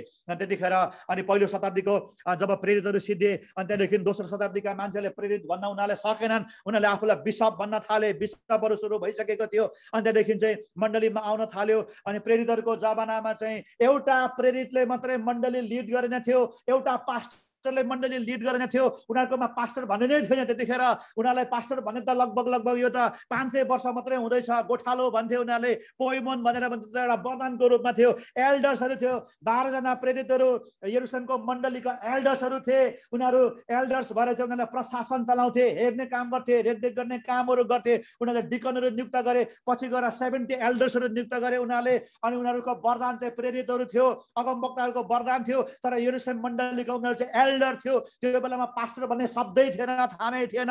हेर्नुहोस्, अनि त्यहाँदेखि के हुन्थ्यो भन्दाखेरि उनीहरूले चाहिँ के गर्ने काम गर्थ्यो भन्दाखेरि उनीहरू एक्लैले मण्डलीको अधिकार चलाउने थियो। उनीहरूले एक्लैले सबै कुराको जिम्मा लिने थियो। म त सिनियर पास्टर पो त, सिनियर एल्डर पो त, सिनियर बिशप भनेर चाहिँ कसैले भन्दैन थियो। उनीहरू चाहिँ के गर्थ्यो भन्दाखेरि चाहिँ उनीहरू चाहिँ बहुवचनको रूपमा, प्लुरलको रूपमा चाहिँ उनीहरू चाहिँ टिम मिनिस्ट्री थियो। त्यहाँनिर पवित्र आत्माको 9वटा वरदानहरू थियो, पञ्चदलीय सेवकै त्यहाँनिर थियो। अनि उनीहरू त्यहाँनिर 70 जना एल्डर्सहरू थिए। अनि त्यसमध्येमा यरुशलेमको मण्डलीमा पत्रुस, याकुब र यूहन्ना चाहिँ खाँबो थियो भनेर पावलले गलाती 2 अध्यायमा लेखेको छ। मेजर रूपमा परमेश्वरले पत्रुस, याकुब र यूहन्नाको जीवनमा यरुशलेमको मण्डलीमा काम गर्नुभएको थियो। पछि गएर येशूको भाइ याकुब पनि मेजर रूपमा त्यहाँनिर आएको हामी देख्दछौँ। उनीहरू टिममा चल्थे। म सिनियर हुँ, मेरो अधीनमा बस, मैले भनेको सुन, अनि मेरो जिम्मेवारी म गर्नुपर्छ, मलाई मान भन्नेहरू थिएनन्। त्यतिखेर पवित्र आत्माको अधीनमा थिए, सबैजना टिममा थिए। त ठुलो म सानो, त सिनियर म जुनियर भन्ने थिएनन्। उनीहरू सबै एउटै प्रकारका थिए। जसलाई परमेश्वरले काम गर्नुहुन्छ, जसको जीवनमा उनीहरू काम गर्थे, उनीहरूमा पहिलो प्रेम थियो, जागृति थियो, पवित्र आत्माको फलहरू थियो, पवित्र आत्माको 9वटा वरदानहरू अनि फर्स्ट सेन्चुरीमा थियो। सबै विश्वासीहरू जागृति थिए, सबै विश्वासीहरू मर्नलाई तयार हुन्थे, सबै विश्वासी आफ्नो धन सम्पत्ति मेरो भन्दैन थियो। उनीहरूमा तेरो मेरो यता त्यता भन्दैन थियो। उनीहरू केवल येशूलाई मात्र उनीहरूले विश्वास गर्थे, येशूको राज्यलाई हेर्दथे। त्यो प्रकारको मण्डलीमा चाहिँ काट्ने सल्लाहहरू आउन सुरु गर्यो। प्रेम सिद्धिँदै गयो, आत्माको वरदानहरू हराउन थाल्यो, अनि त्यहाँदेखि चाहिँ फलहरू हराउन थाल्यो। अनि त्यस बिशपहरू निस्किन थाल्यो। अनि बिशपहरू चाहिँ एउटा बिशप हुन्थ्यो। त्यो बिशपको काम चाहिँ त्यो क्षेत्रको, त्यो एरियाको सबै एल्डर्सहरूलाई चाहिँ उसले चाहिँ लिड गर्थ्यो एउटा बिशपले। अनि त्यहाँदेखि अनि यतिसम्म हुन्थ्यो। दोस्रो तेस्रो शताब्दीमा पुग्दै गएपछि त एउटा बिशपले यति मेरो क्षेत्र हो, मेरो टेरिटोरी हो, अनि अर्को बिशपले चाहिँ मेरो इलाकामा छिर्लास भनेर चाहिँ उनीहरू त्यति मात्र होइन, बिशपले सेना खडा गरेको छ। लिटरली सेना खडा गरेर एउटा बिशपले अर्को क्षेत्रको बिशपलाई गएर अट्याक गरेर ख्रिस्टियनलाई आफ्नै दाजुभाइलाई मारेको कुराहरू हामी मण्डलीको इतिहासमा देख्दछौँ। काट्ने सल्लाह छिर्दै गयो, अनि काट्ने सल्लाह पछाडि अर्को बगाले सल्लाह छिर्दाखेरि त्यो हुन्छ हेर्नुहोस् होइन। बिशप खडा हुन्छ, मेरो अथोरिटी, मेरो पावर मैले कन्ट्रोल गर्नुपर्छ, मैले सबै दशांशहरू मैले लिनुपर्छ होइन, मेरो अन्डरमा चल्नुपर्छ। पवित्र आत्माको शक्तिमा छैन, वरदान छैन, फाइभफोल्ड मिनिस्ट्री छैन, मेरो अथोरिटी मेरो इलाकामा छिर्लास राजनीति गर्ने कुराहरू आउन सुरु गर्यो। त्यहाँनिर चाहिँ काट्ने सल्लाह छिर्दै गएपछि, बगाले सल्लाहहरू छिर्दै गएपछि त्यो कुराहरू भएको देख्दछौँ। अनि यो काट्ने सल्लाहले 18वटा फलहरू सबै खाइ पठाए पछाडि केवल के हो भन्दाखेरि रुख चाहिँ छ, झ्याम्म फल फलेको छ, के अरे झ्याम्म हरियो छ, तर एउटा पनि फल छैन। त्यो फलहरू सबै काट्ने सल्लाहले खाइदियो हेर्नुहोस्। अनि खाइसके पछाडि दोस्रोमा के देख्छ भन्दाखेरि लोकस्टले आर्बे लोकस्ट बगाले सल्लाहले चाहिँ के गर्छ भन्दाखेरि चाहिँ बगाले सल्लाहले चाहिँ सबै हरियो भएको, अब सेकेन्डमा चाहिँ हरियो भएको रुखको पातहरू सबै लोकस्टले खाइदिन्छ हेर्नुहोस्। लोकस्टको काम चाहिँ त्यो, आर्बे लोकसको काम चाहिँ हरियो, त्यो लोकस चाहिँ पोहोर परार नेपालतिर पनि आयो भनेर भन्छ। अलिअलि सल्लाह त्यति खतरा खालको होइन होला, त्यो खालको सल्लाह आयो भने चाहिँ रुख पातको हरियो सबै खाएर मरुभूमि बनाइदिन्छ भनेर भन्छ। तिनीहरूको काम नै पात खाने हो भनेर भन्छ। लोकस आर्बे लोकसको काम चाहिँ त्यो हेर्नुहोस्। ग्याजेम लोकसले चाहिँ फल खाँदो रहेछ, आर्बे लोकसले चाहिँ होइन बगाले सल्लाहले चाहिँ पातहरू हरियो सबै खाइदिँदो रहेछ। अनि त्यसको अर्थ चाहिँ अब दोस्रो तेस्रो शताब्दी हुँदै गएपछि के हुँदै गयो भन्दाखेरि सबै त्यो बगाले सल्लाह लाग्न थाल्यो मण्डलीमा। अनि मण्डलीमा कस्तो हुन थाल्यो भन्दाखेरि पवित्र आत्माको बप्तिस्मै चाहिँदैन, अन्य भाषा बोलेर पवित्र आत्माको भरपुरी पनि चाहिँदैन, पवित्र आत्माको भरपुरी चाहिँदैन। हामी त येशू ख्रीष्टलाई ग्रहण गर्ने बित्तिकै पवित्र आत्माको बप्तिस्मा पाइहाल्यौँ, पवित्र आत्मा आइहाल्यो, अन्य भाषा बोल्नु पर्दैन, पवित्र आत्माले भनिराख्नु पर्दैन भन्ने खालको शिक्षाहरू मान्छेहरू आउन सुरु गरे। त्यसको अर्थ चाहिँ जब बगाले सल्लाह लाग्यो, बगाले सल्लाह त्यो रुखमा लाग्ने बित्तिकै, मण्डलीको रुखमा लाग्ने बित्तिकै हरियो भएको सबै सल्लाहले खाइदियो। अनि खाइदिँदाखेरि चाहिँ आत्मिक रूपमा चाहिँ के भयो भन्दाखेरि त्यहाँका बिशपहरू, त्यहाँका लिडर्सहरू, त्यहाँका विश्वासीहरू अघि पहिल्यै के अरे 18वटा फल त खाइसकेको छ, अब त्यहाँदेखि अलिकति हरियो भएको रुखहरू खान सुरु गर्छ यो आर्बे लोकसले, बगाले सल्लाहले लोकसले। अनि त्यहाँदेखि चाहिँ उनीहरूले के भन्नु थाले भन्दाखेरि प्रार्थनाहरू हराउँदै गयो, प्रार्थना हराउँदै गयो, नीति के अरे रीतिविधि विभिन्न प्रकारको होइन धूप बाल्ने कामहरू यतात्यताहरू सुरु हुन थाल्यो, प्रार्थना छैन, फुट हुन थाल्यो, झगडा हुन थाल्यो। तपाईँलाई थाहा छ रोमको बिशपले कन्स्टान्टिनोपल भनेको अहिलेको टर्कीमा ठुलो त्यो बेलामा सेन्टर थियो, त्यहाँनिर चाहिँ अर्को बिशपले त्यहाँनिर, अनि रोमको बिशपले आफ्नो सेना हात हतियार लगेर चाहिँ कन्स्टान्टिनोपलको बिशपले लगेर अट्याक गरेर त्यहाँका बिशपलाई, त्यहाँको बिशपलाई पनि मारेको छ, धेरै क्रिस्चियनलाई मारेको छ हेर्नुहोस् होइन। त्यहाँदेखि क्रिस्चियनले एउटा बिशपले अर्को बिशपलाई, अनि त्यो मेरो राज्य यो मेरो राज्य भनेर उनीहरू लडाइँ गर्न थाले हेर्नुहोस् होइन। अनि पवित्र आत्माको काम हराउँदै गयो, दान वादनको काम हराउँदै गयो, आत्माको फलहरू हराउँदै गयो। अनि पवित्र आत्माले भरिनुपर्छ, बप्तिस्मा पाउनुपर्छ, अन्य भाषा बोल्नुपर्छ, प्रार्थना गर्नुपर्छ भन्ने कुराहरू हराउँदै गयो। त्यहाँदेखि रीतिविधि धूप बाल्ने कामहरू यतात्यता गर्न सुरु गर्यो। त्यहाँदेखि चाहिँ कतिखेर भन्दाखेरि बगाले सल्लाहले चाहिँ खान थालेपछि त्यो घटना भएको हामी देख्दछौँ हेर्नुहोस् है। प्रोफेसर नट प्रोसेसर भनेर भन्छ। अर्थोडक्स चर्चहरूको सुरुवात त्यसरी भएको हामी देख्दछौँ हेर्नुहोस्। प्रोसेसर भनेको चाहिँ हामी त पवित्र आत्माले भरिहाल्यौँ नि ग्रहण गरेकै दिनमा, अब हामीले भरिनु पर्दैन, मसँग पवित्र आत्मा हुन्छ भन्ने खालका मान्छेहरू चाहिँ होइन, अन्य भाषा बोल्नै पर्दैन, वरदानहरू चाहिँदैन होइन, हामीलाई त नीति विधि होइन यो विभिन्न प्रकारको ट्रेडिसनल परम्परा भएपछि पुग्छ भन्ने खालका मान्छेहरू क्रिस्चियनहरू चाहिँ अनि यहाँनिर सुरु हुन थाले हेर्नुहोस्। अनि त्यहाँदेखि अनि यो चाहिँ कतिखेर भन्दाखेरि बगाले सल्लाह आर्बे लोकसले चाहिँ हरियो भएको रुखलाई उसको पातहरू खान थालेपछि यो भएको घटनाहरू हामी देख्दछौँ। अनि त्यस पछाडि तेस्रोमा हामी देख्दछौँ कङ्किर वोम, यालेक लोकस, उफ्रने सल्लाहले त के पनि गरेछ भन्दाखेरि उफ्रने सल्लाहले जब मण्डलीमा अनि आक्रमण गर्यो, अब रीतिविधि यतातिर होइन, अब त पवित्रता नै हराउन थाल्यो। मण्डलीले पाप छ, व्यभिचार गर्दैछ, तपाईँको हरेक प्रकारको पापहरू गर्दैछ, सबै पापहरू गर्दैछ, उनीहरूलाई केही मतलब छैन हेर्नुहोस् होइन। होलिनेस हरायो, पवित्रता भन्ने कुराहरू हरायो उनीहरूको बिचमा चाहिँ, परमेश्वरको भय भन्ने कुराहरू हराउँदै गयो। जब यो उफ्रने सलाहले चाहिँ हैन त्यो अब रहेको हाँगा बिगाहरू खान थाल्यो हैन, हाँगा बिगाहरू खान थाल्यो, अनि त्यहाँदेखि रुखको हाँगा बिगाहरू खान थाल्यो, यहाँनिर देख्छ उसको हाँगाहरू खान थाल्यो, त्यो एकदमै मुनाहरू पलाएकोहरू खान थाल्दाखेरि चाहिँ अनि के गर्यो भन्दाखेरि मण्डलीले पवित्रतालाई हरायो, परमेश्वरको भय भन्ने कुराहरू हरायो। उनीहरू फाइट, त्यतिखेर तपाईँलाई थाहा छ कि छैन, क्रुसेडरहरू भन्ने तपाईँलाई थाहा होला, उनीहरूले के गरे भन्दाखेरि रोमदेखि गएर चाहिँ उनीहरूले चाहिँ यरुसलेमलाई गएर झन्डै 100-150 वर्ष उनीहरूले चाहिँ लिटरली गएर आक्रमण गरेर, तपाईँले यरुसलेमको इतिहासलाई हेर्नुहोस्, उनीहरूले चाहिँ झन्डा क्रुस बोके, पुरा झन्डाहरू बोके, अनि रोमदेखि विभिन्न ठाउँदेखि गएर क्रिस्चियनहरूले चाहिँ यरुसलेममा अर्कोले त्यहाँनिर चाहिँ सत्ता हत्याएको थिए, गएर तिनीहरूलाई मारे, अनि त्यहाँदेखि यरुसलेमले झन्डै 100-150 वर्षसम्म राज्य गरे। उनीहरू क्रुसेडरहरू हेर्नुहोस्, पछि अर्को मुसलमानहरू आएर यो क्रुसेडरलाई पनि मारिदियो हेर्नुहोस् त्यहाँनिर हैन, यिनीहरूको राज्य खतम गरेको कुराहरू देख्दछौँ। लिटरली रूपमा क्रुसेडरले मान्छेहरू मारे, उनीहरूले राज्यहरू गर्न थाले, अनि चर्चको अवस्था यस्तो भयो, पवित्रता हराउँदै गयो, मान्छे मार्नु, व्यभिचार गर्नु, भ्रष्टाचार गर्नु, परमेश्वरको भय भन्ने कुराहरू सबै हराउँदै गयो। जब यो उफ्रने सलहले चाहिँ हाँगा बिगा मुनाहरू खान थाले, मण्डलीको अवस्था त्यस्तो भयो हेर्नुहोस्। अनि त्यस पछाडि विभिन्न प्रकारको राजनीतिहरू, पोलिटिक्सहरू हैन, धर्मविधिहरू चुच्चा घरहरू बन्न थाले, अनि त्यहाँदेखि भित्र चाहिँ एकदमै पोपहरू खडा हुन सुरु गरे हैन, ओ फल्ना पोप, फल्ना देश, फल्ना यस्तो उस्तो हैन, अनि त्यहाँदेखि बिहा नगर्ने अरे, ननहरू अरे, बिहा नगर्ने अरे, तर त्यहाँ भन्दा बढी व्यभिचार कहीँ पनि हुँदैन रोमन क्याथोलिक भित्र हेर्नुहोस् हैन, व्यभिचारहरू हुन्छ त्यहाँनिर। अनि त्यस्ता खालका विभिन्न प्रकारको सिद्धान्तहरू निस्किन थाल्यो, अनि त्यहाँदेखि होलिनेसहरू, पवित्रताहरू मण्डलीले हराउँदै गयो। संसार जस्तो छ मण्डली त्यस्तै छ।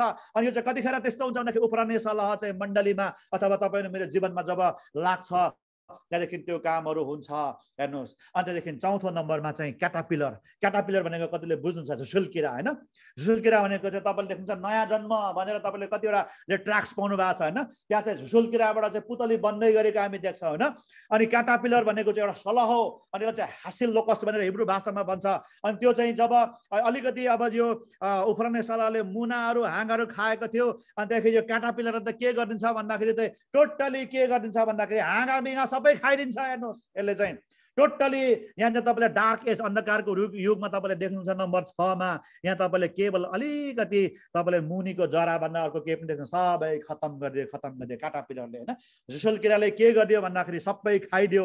अनि त्यहाँदेखि अनि जब मण्डलीमा झुसुल्किराको सलह लाग्यो, अनि त्यहाँदेखि के भयो भन्दाखेरि अब उद्धार पाउनको लागि, उद्धार मुक्ति पाउनको लागि अब जस्टिफिकेसन बाई फेथ होइन, विश्वास चाहिँदैन, अब त हामीले त काम गर्ने हो, पेनान्स दिने हो हैन, पाप क्षमाउनको लागि कन्फेसन गर्ने हो पोपको सामुने, मैले यस्तो पाप गर्ने हो, पैसा दिने हो, जसले बढी पैसा दिन्छ हैन, जसले बढी भेटी चढाउँछ उसको पाप क्षमा हुन्छ, पोपको सामुने गएर कन्फेसन गर्नुपर्छ, कामहरूद्वारा धर्मी हुने कुराहरू आउन सुरु गर्यो।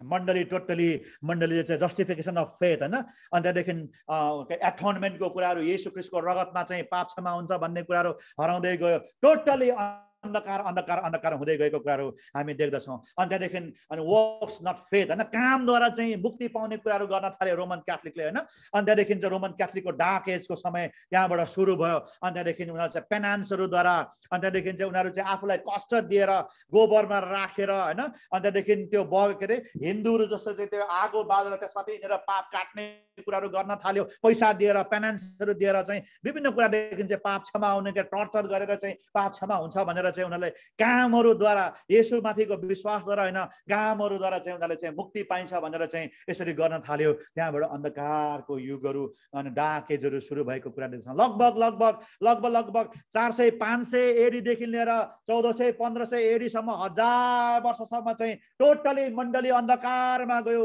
यो 4वटा सलहले खाइदियो, मण्डली टोटली अन्धकारमा 1000 वर्षको युगमा गएको कुराहरू हामी मण्डलीको इतिहासमा देख्दछौँ हेर्नुहोस्। त्यसरी यो 4वटा सलहले खाँदाखेरि चाहिँ मण्डलीको इतिहासमा चाहिँ अनि यो प्रकारको कुराहरू भएका कुराहरू देख्दछ। कसरी मण्डली एउटा शक्तिशाली मण्डली, फलले भरिएको, आत्माले भरिएको, अनि त्यहाँदेखि वरदानले भरिएको शक्तिशाली मण्डलीमा अनि काट्ने सलह, बगाले सलह, उफ्रने सलह र झुसुले सलह, 4वटा सलहले चाहिँ लगभग 400-500 एडी भित्रमा चाहिँ यो सलहहरू चाहिँ मण्डलीमा लाग्ने बित्तिकै कसरी मण्डली चाहिँ अन्धकारको युगमा प्रवेश गर्यो, कसरी मण्डलीले शक्ति गुमायो, कसरी मण्डली चाहिँ भत्कियो, बिग्रियो हैन। पहिला जुन शक्तिशाली मण्डली थियो, पवित्र आत्माले शरद महिनाको पेन्टिकोस्टको दिनमा पवित्र आत्मा आएपछि जसरी मण्डली शक्तिशाली थियो, त्यो सबै हराएर गयो। धर्म कर्मद्वारा हैन, धूपहरू बालेर, पोपहरूद्वारा पेनान्सहरू गरेर चाहिँ, कामहरू गरेर चाहिँ मण्डलीभित्र भएका राजनीति भ्रष्टाचारहरू सबै कुराहरू चाहिँ हामीले चाहिँ मण्डलीको इतिहासमा हामी देख्दछौँ। हेर्नुहोस्, मण्डलीको इतिहासमा देख्दछौँ। तर येशूले भन्नुभएको छ मत्ती 16 मा, सिमोन पत्रुसले जवाब दिए, तपाईँ ख्रीष्ट हुनुहुन्छ, तपाईँ जीवित परमेश्वरका पुत्र हुनुहुन्छ। येशूले तिनलाई भन्नुभयो, योनाको छोरा सिमोन, तिमी धन्य हो, किनभने मानिसबाट तिमीलाई यो प्रकट भएको होइन, तर स्वर्गमा हुनुहुने मेरो पिताले प्रकट गर्नुभएको छ। अनि येशूले भन्नुहुन्छ 18 पदमा, मत्ती 16 को 18 मा भन्नुहुन्छ, म तिमीलाई भन्दछु कि तिमी पत्रुस हौ, म मेरो मण्डली यस चट्टानमाथि स्थापित गर्नेछु, नरकका ढोकाहरू त्यसमाथि विजय हुने छैनन्। I will build my church भनेर येशूले अनि पत्रुसलाई भन्नुभएको थियो त्यही समयमा। अनि येशूले मण्डली यसरी गिरेको अवस्थामा हुँदाखेरि, अन्धकारमा गिरेर जाँदाखेरि पनि येशूले भन्नुभएको थियो I will build my church भनेर भन्नुभएको छ। अनि हामी देख्दछौँ यहाँनिर, हामी देख्दछौँ योएल 2 को 23 देखि 25 मा उहाँले भन्नुहुन्छ, सबै 4वटा सल्लाहले खाएको छ, तर म फेरि रेस्टोर गर्नेछु, म तिमीलाई सरर र बसन्त ऋतुको झरी दिनेछु, पहिलो र अन्तिम वर्षा दिनेछु, म फेरि मण्डलीलाई रेस्टोर गर्नेछु। अन्तदेखि जब रेस्टोरेसनको काम यहाँ पृथ्वीमा पुरा हुन्छ, अघि पत्रुसले भनेको जस्तो येशू ख्रीष्ट पिताको दाहिने हात हुन्छ, अनि येशू ख्रीष्ट यो पृथ्वीमा आउनुहुन्छ राज्य गर्नका लागि। अनि यही प्रकारको रेस्टोरेसनको कामहरू अहिले मण्डलीमा गर्दै हुनुहुन्छ। त्यसकारणले गर्दाखेरि आज तपाईँ र मैले यो 4वटा सल्लाह अनि खाँदाखेरि चाहिँ मण्डली कसरी लस्ट भयो त्यसलाई तपाईँ र मैले हेरेका छौँ।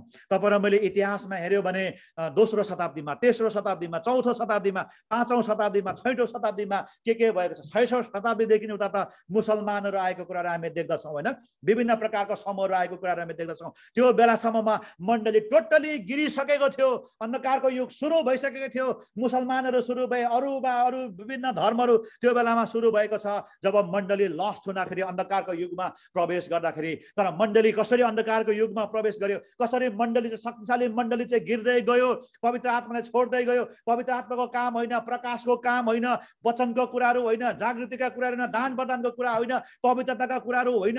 अनि कसरी सल्लाहले चाहिँ मण्डलीलाई खाँदै गयो र अन्धकारको युगमा प्रवेश गर्यो, यो कुराहरू तपाईँ र मैले देख्दछु। त्यहाँनिर विभिन्न प्रकारका बिशपहरू छन्, विभिन्न प्रकारका व्यक्तिहरू छन्, शक्तिशाली मान्छेहरू पनि छन्, तर त्यहाँ तपाईँ र मैले मण्डली कसरी गिर्दै गिर्दै गिर्दै गएको छ, कसरी बिशपहरूले चाहिँ उनीहरू भ्रष्ट हुँदै गएका छन्, पोपहरू भ्रष्ट हुँदैछ। मण्डलीमा कहीँ पनि वचनमा नभएको पोप, डियास अरे, कोनी के अरे, विभिन्न प्रकारको सिस्टमहरू, विधिहरू, विधानहरू मण्डली चाहिँ पहिलो शताब्दीमा घर घरमा मण्डली हुन्थ्यो, ठुलो यस्तो चुच्चो न चुच्चो चर्च हुँदैन थियो। मण्डलीका सबै पैसाहरू चाहिँ मान्छेलाई दिन्थे, गरिबहरूलाई दिन्थे, सेवकहरूलाई दिन्थे, गरिब दुखीहरूलाई आवश्यकमा परेकालाई बाँडेर खाने गर्थे। तर पछि मण्डली चाहिँ त्यो पैसाहरू चाहिँ उनीहरूले तिमीहरूको पाप क्षमा हुन्छ भन्दै चुच्चो ठुल्ठुलो मण्डलीहरू, बिशपहरू, पास्टर के अरे पोपहरू, प्रिस्टहरू चाहिँ धनी हुन थाले।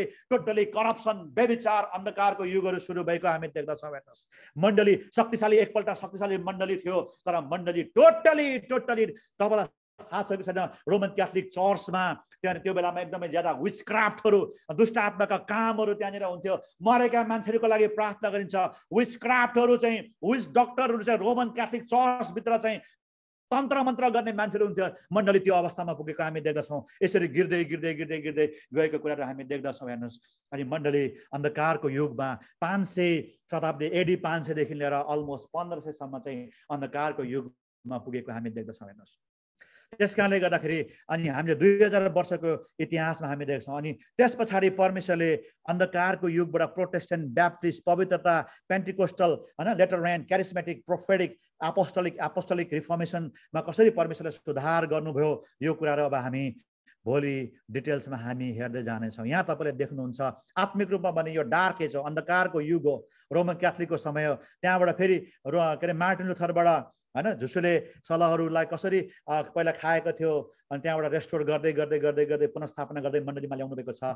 अनि भोलि हामी हेर्नेछौँ, भोलि यसलाई हामी अन्त गर्नेछौँ। हेर्नुहोस्, त्यस कारणले गर्दाखेरि मण्डलीको प्रोफेटिक अगमबाणीय एउटा अवलोकन तपाईँ र हामीले गरिराखेको छ। 2000 वर्षको इतिहासमा कसरी मण्डली पतित हुँदै गयो, मण्डली पतित हुँदै जाँदाखेरि के भयो, यी कुराहरू परमेश्वरको आत्माले, परमेश्वरका जनहरूले प्रोफेटिक रूपमा चाहिँ रिभिल गरेको कुरा, प्रकट गरेको कुरा तपाईँ र मैले देख्दछौँ। हेर्नुहोस्, त्यसकारण यसरी एउटा एकपल्ट शक्तिशाली मण्डली चाहिँ यसरी गिर्दै गिर्दै गिर्दै गिर्दै गएर अन्धकारको युगमा प्रवेश गरेको कुराहरू हामी देख्दछौँ। अब हामी भोलि हेर्दछौँ कसरी परमेश्वरले अन्धकारको युगमा फेरि परमेश्वरले चाहिँ रेस्टोरेसनको कामहरू गर्नुभयो। अनि अहिले हामी कहाँनिर छौँ, अहिले कुन ठाउँमा परमेश्वरले कहाँ रेस्टोर गरिदिन्छ, यो कुराहरू हामी भोलि गर्नेछौँ। हेर्नुहोस्, त्यस कारणले गर्दाखेरि मलाई लाग्छ तपाईँले केही कुराहरू बुझ्नुभयो होला। हामी अलमोस्ट 500 एडीदेखि लिएर 1500 एडीसम्म हामी आएका छौँ। अब हामी भोलि गएर चाहिँ 500-600 वर्षको इतिहासलाई हामी कसरी परमेश्वरले, येशूले भन्नुभएको छ मत्ती 16:16-17-18मा, I will build my church, म मेरो मण्डली निर्माण गर्नेछु, नरकका फाटकहरू बिजने छैनन्। अब उहाँले रिफर्मेसनको काम, रेस्टोरेसनको काम कसरी परमेश्वरले मण्डलीमा गर्दै हुनुहुन्छ, यो कुरालाई तपाईँ म भोलि हामी हेर्नेछौँ। हामीले एउटा ऐतिहासिक किसिमले तर एउटा आत्मिक किसिमले, प्रोफेटिक किसिमले हामीले हेऱ्यौँ यहाँनिर, होइन? इतिहासमा जसरी कलेजहरूमा पढाइन्छ यो बिशपले यस्तो यस्तो यस्तो काम गर्यो, यो डक्ट्रिन, यो झुटो शिक्षा भनेर हामीले त्यो किसिमले हामीले हेरेनौँ। त्यो तपाईँहरू आफैले किताबहरू छ, तपाईँले अध्ययन गर्न सक्नुहुन्छ, त्यो पनि महत्त्वपूर्ण छ। तर तपाईँ र मैले चाहिँ परमेश्वरले के गर्नुभयो, आत्मिक रूपमा कसरी सलहरले दुष्टलाई आक्रमण गर्यो, मण्डलीलाई कसरी मण्डली पतित हुँदै गयो, आत्मिक रूपमा के भयो, परमेश्वरले अब त्यस पछाडि के गर्नुभयो, यो कुराहरू 2000 वर्षको मण्डलीको इतिहासमा हामी हेर्दैछौँ। आज र भोलि हामी हेर्नेछौँ। अनि त्यहाँदेखि अहिले हामी कहाँ छौँ, अब हामी कतातिर जाँदैछौँ, यो कुराहरू हामी भोलि हेर्नेछौँ। त्यस कारणले गर्दाखेरि आउनुहोस् हामी केही क्षण हामी प्रार्थना गरौँ। यतिखेर तपाईँ र म फर्केर जाउँ पछाडि मण्डलीको इतिहासमा परमेश्वरले के गर्नुभयो। मण्डली एकपल्ट ख्रीष्ट येशूको देह, मण्डली, शक्तिशाली मण्डली, शरद ऋतुको झरी पेन्टेकोस्टको दिनमा पवित्र आत्मा आएर जुन प्रकारको मण्डली स्थापना भएको थियो, शक्तिशाली त्यो मण्डलीमा, होइन, सलहहरूले आक्रमण गरेर चाहिँ कसरी ध्वस्त भयो। अनि त्यो तपाईँ र मेरो व्यक्तिगत जीवनमा पनि हुनसक्छ। हेर्नुहोस्, मण्डलीको इतिहासमा भएको कुराहरू सलहहरू लाग्न सक्छ, होइन? त्यहाँबाट तपाईँ र मैले पाठ सिक्नुपर्छ। हाम्रो लोकल चर्चमा, व्यक्तिगत जीवनमा, मण्डलीको इतिहासमा यो कुराहरू भएको कुराहरू हामी देख्दछौँ। अनि कसरी परमेश्वरले फेरि पनि रिफर्म गर्नुहुन्छ, रेस्टोर गर्नुहुन्छ, डिओर्थोसिस गर्नुहुन्छ, होइन? कसरी परमेश्वरले मण्डलीको इतिहासमा गर्नुभयो। भोलि हामी प्रोफेटिक किसिमले, अगमबाणीय किसिमले चाहिँ परमेश्वरले गर्नुभएको कुराहरू, प्रोफेटिक रेभोल्युसनलाई, प्रोफेटिक पर्सपेक्टिभलाई हामी भोलि हामी हेर्नेछौँ। 500 वर्ष 600 वर्षको इतिहासलाई हामी हेर्नेछौँ। आउनुहोस् हामी प्रार्थना गरौँ। यतिखेर हामी परमेश्वरलाई हामी एकपल्ट फर्केर आउँ। हे परमेश्वर, तपाईँले साँच्चै नै मण्डलीमा यस्तो कामहरू गर्नुभयो, तपाईँले अगमबाणी गर्नुभएको छ। जबसम्म तपाईँले पुनर्स्थापनाको समय मण्डलीमा आउँदैन, पृथ्वीमा हुँदैन, जबसम्म त्यो वसन्त ऋतुको दोस्रो अन्तिम झरी आउँदैन, तबसम्म रिफर्मेसनको कामहरू हुन्छ। अनि मात्र येशू ख्रीष्टलाई पठाउँछु भनेर भन्नुभएको छ। प्रभु 2000 वर्षमा तपाईँको मण्डली, यो चर्चको एजमा, यो डिस्पेन्सेसनमा, यो युगमा तपाईँले जे कामहरू गर्नुभयो, यो नयाँ करार जब तपाईँले येशू ख्रीष्टमा स्थापित गर्नुभयो, मण्डलीले स्थापना गर्नुभयो, तपाईँ परमेश्वरले जुन अगमबाणीय किसिमले कामहरू गर्नुभएको छ, यी कुराहरू देख्न दिनुहोस्। हे परमेश्वर, हे परमेश्वर, यी कुराहरू बुझ्न दिनुहोस्। यी कुरालाई प्रभु मेरो हृदयमा, हाम्रो हृदयमा एउटा प्रकाशको रूपमा, रेभोल्युसनको रूपमा छाप मारेर बसेको होस्। हे परमेश्वर पिता, अनि जब जब अगाडि तपाईँले कामहरू गर्नुहुन्छ, त्यो अगाडिका कामहरूलाई प्रभुजी ठिक प्रकारले डिकोड गर्न सकौँ, ठिक प्रकारले, ठिक पत्रुस जस्तै खडा भएर दिस इज दैट, यो चाहिँ त्यो हो भनेर भन्न सकौँ, ठिक प्रकारले इन्साइट गर्न सकौँ, ठिक प्रकारले म आफ्नो जीवनलाई लिड गर्न सकौँ, अनि मेरो परिवारलाई लिड गर्न सकौँ, अनि मलाई जिम्मेवारी दिनुभएको मण्डलीमा, जिम्मेवारीमा अनि धेरै मान्छेहरू छन् जसलाई ठिक प्रकारले अगमबाणीय किसिमले जे कुराहरू परमेश्वरले गर्नुभएको छ त्यो इन्साइट पाएर, त्यो अन्तर्दृष्टि पाएर, त्यो रेभोल्युसन पाएर, त्यो सत्यता पाएर,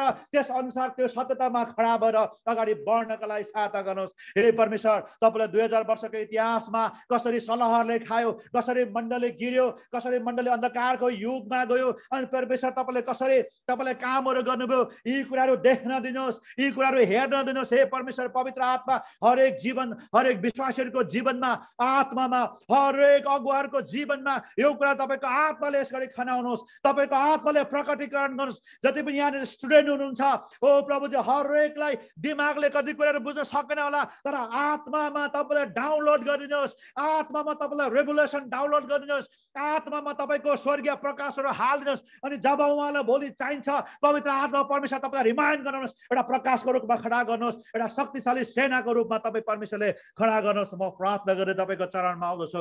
प्रभु धन्यवाद, आजको दिनमा तपाईँको पवित्र आत्माको शक्तिले काम गर्नुभएको छ। भोलिको दिनमा पनि प्रभु तपाईँले महिमित बनाउनुहोस्, यो सबै सिजनलाई महिमित बनाउनुहोस्। जतिजना यहाँनिर प्रभु अनि जतिजना यहाँनिर जुममा हुनुहुन्छ, जतिजना अगुवाहरू हुनुहुन्छ, विश्वासीहरू हुनुहुन्छ, आउँदै गरेको अगुवाहरू हुनुहुन्छ, फसल काट्नको लागि तपाईँले तयार गर्नुभएको छ। प्रत्येकको जीवनमा पवित्र आत्मा परमेश्वर पत्रुसले जस्तै आँखा खोलिदिनुहोस् र देख्न सकौँ तपाईँ जिउँदो परमेश्वरका पुत्र मसिहा हुनुहुन्छ। ओ मण्डलीमा त यो काम गर्नुभएको रहेछ, इतिहासमा मेरो दिनमा मेरो जीवनमा मेरो युगमा यो काम गर्दै हुनुहुन्छ, आगामी दिनमा यो गर्नुहुन्छ भनेर देख्न सक्ने क्षमताहरू प्रकाशहरू तपाईँको पवित्र आत्माले हामीलाई हालिदिनुहोस्। हे परमेश्वर, मलाई हालिदिनुहोस्, मेरो परिवारलाई हालिदिनुहोस्, यहाँ भएका सबैलाई हालिदिनुहोस्। हाम्रा मण्डली परिवारलाई, विश्वव्यापी मण्डलीमा त्यस्ता खालका प्रेरितहरू, अगमवक्ताहरू, तपाईँका सेवकहरू, त्यस्ता खालका विश्वासीहरू खडा गर्नुहोस् जसले प्रोफेटिक रूपमा तपाईँको वचनको प्रकाशको सत्यता पाएर खडा भएर निर्माण गर्दछ। स्वर्गमा जस्तो छ त्यस्तै यहाँ पृथ्वीमा निर्माण गर्दछ। ओ यो पृथ्वीमा आफूले मैले चाहेको जस्तो होइन, मलाई ठिक लागेको जस्तो होइन, अर्काको ढाँचालाई हेरेर कपी गर्ने होइन, तर स्वर्गमा तपाईँले जे कुराहरू राख्नु भएको छ विश्वव्यापी मण्डलीमा एक्ज्याक्टली त्यही कुरालाई निर्माण गर्नका लागि, नयाँ कुराको ढाँचालाई निर्माण गर्नका लागि जुन कुराहरू प्रेरितले गरेका छन्, पावलले पत्रुसले गरेको छ, एक्ज्याक्टली त्यही प्रकारले मार्टिन लुथरले गरेको छ, जुइङ्गलीले गरेको छ, इतिहासको कालखण्डमा ती प्रभुका दासहरूले गरेका छन्। मेरो जीवनकालमा, हाम्रो जीवनकालमा, यो युगमा एक्ज्याक्टली त्यो ठाउँमा खडा भएर, त्यो फाउन्डेसनमा खडा भएर, त्यो सत्यतामा खडा भएर त्यही अनुसार बनाउनका लागि सहायता गर्नुहोस्। मैले चाहेको जस्तो मिनिस्ट्री होइन, मैले चाहेको जस्तो तरिकाले होइन, तपाईँले स्वर्गमा जे कुराहरू चाहनुभएको छ, जे कुराहरू प्रकट गर्नुभएको छ, रिभिल गर्दै हुनुहुन्छ, जे कुरा तपाईँले विश्वव्यापी मण्डलीमा पठाउँदै हुन्छ, जे भिजनहरू, ढाँचाहरू, नमुनाहरू नयाँ कारको पठाउनुहुन्छ, त्यस संसार निर्माण गर्ने क्षमता र हालिदिनुहोस्। येशू तपाईँले भन्नुभएको छ, मेरो पिताले स्वर्गमा जे जे गरेको देख्दछ म त्यसलाई त्यही अनुसार गर्दछु, म आफै केही पनि गर्न सक्दिनँ भन्नुभएको छ। प्रभु तपाईँले स्वर्गमा 2000 वर्षको मण्डलीको इतिहासमा यसरी रेस्टोरेसन गर्दैनुहुन्छ। प्रभु यही कुरा गर्नका लागि हामीलाई सहायता गर्नुहोस्। हे परमेश्वर, हामी तपाईँलाई गर्दछौँ, हे परमेश्वर तपाईँलाई महिमा गर्दछौँ यो कुरामा खडा हुनका लागि। प्रभुजी तपाईँलाई सहायता गर्नुहोस्। जसरी तपाईँको वचनमा भन्दछ, जुन कुराहरू अब्सोल्युट भएको छ, पुरानो भएको छ, मेटिएर गएको छ, किनकि तपाईँले नयाँलाई स्थापित गर्नुभएको छ। तपाईँलाई नयाँ कुरा ल्याउनु भएको छ, नयाँ रेभुलेसन ल्याउनु भएको छ। जुन कुराहरू पावलले पत्रुसले देखे, ढाँचाहरू देखे, स्वर्गीय नमुनाहरू देखे, मण्डलीका ढाँचाहरू नक्साहरू देखे, त्यो हराएर गयो अन्धकारको युगमा। अब तपाईँ परमेश्वरले रिफर्मेसन द्वारा खोल्दै हुनुहुन्छ।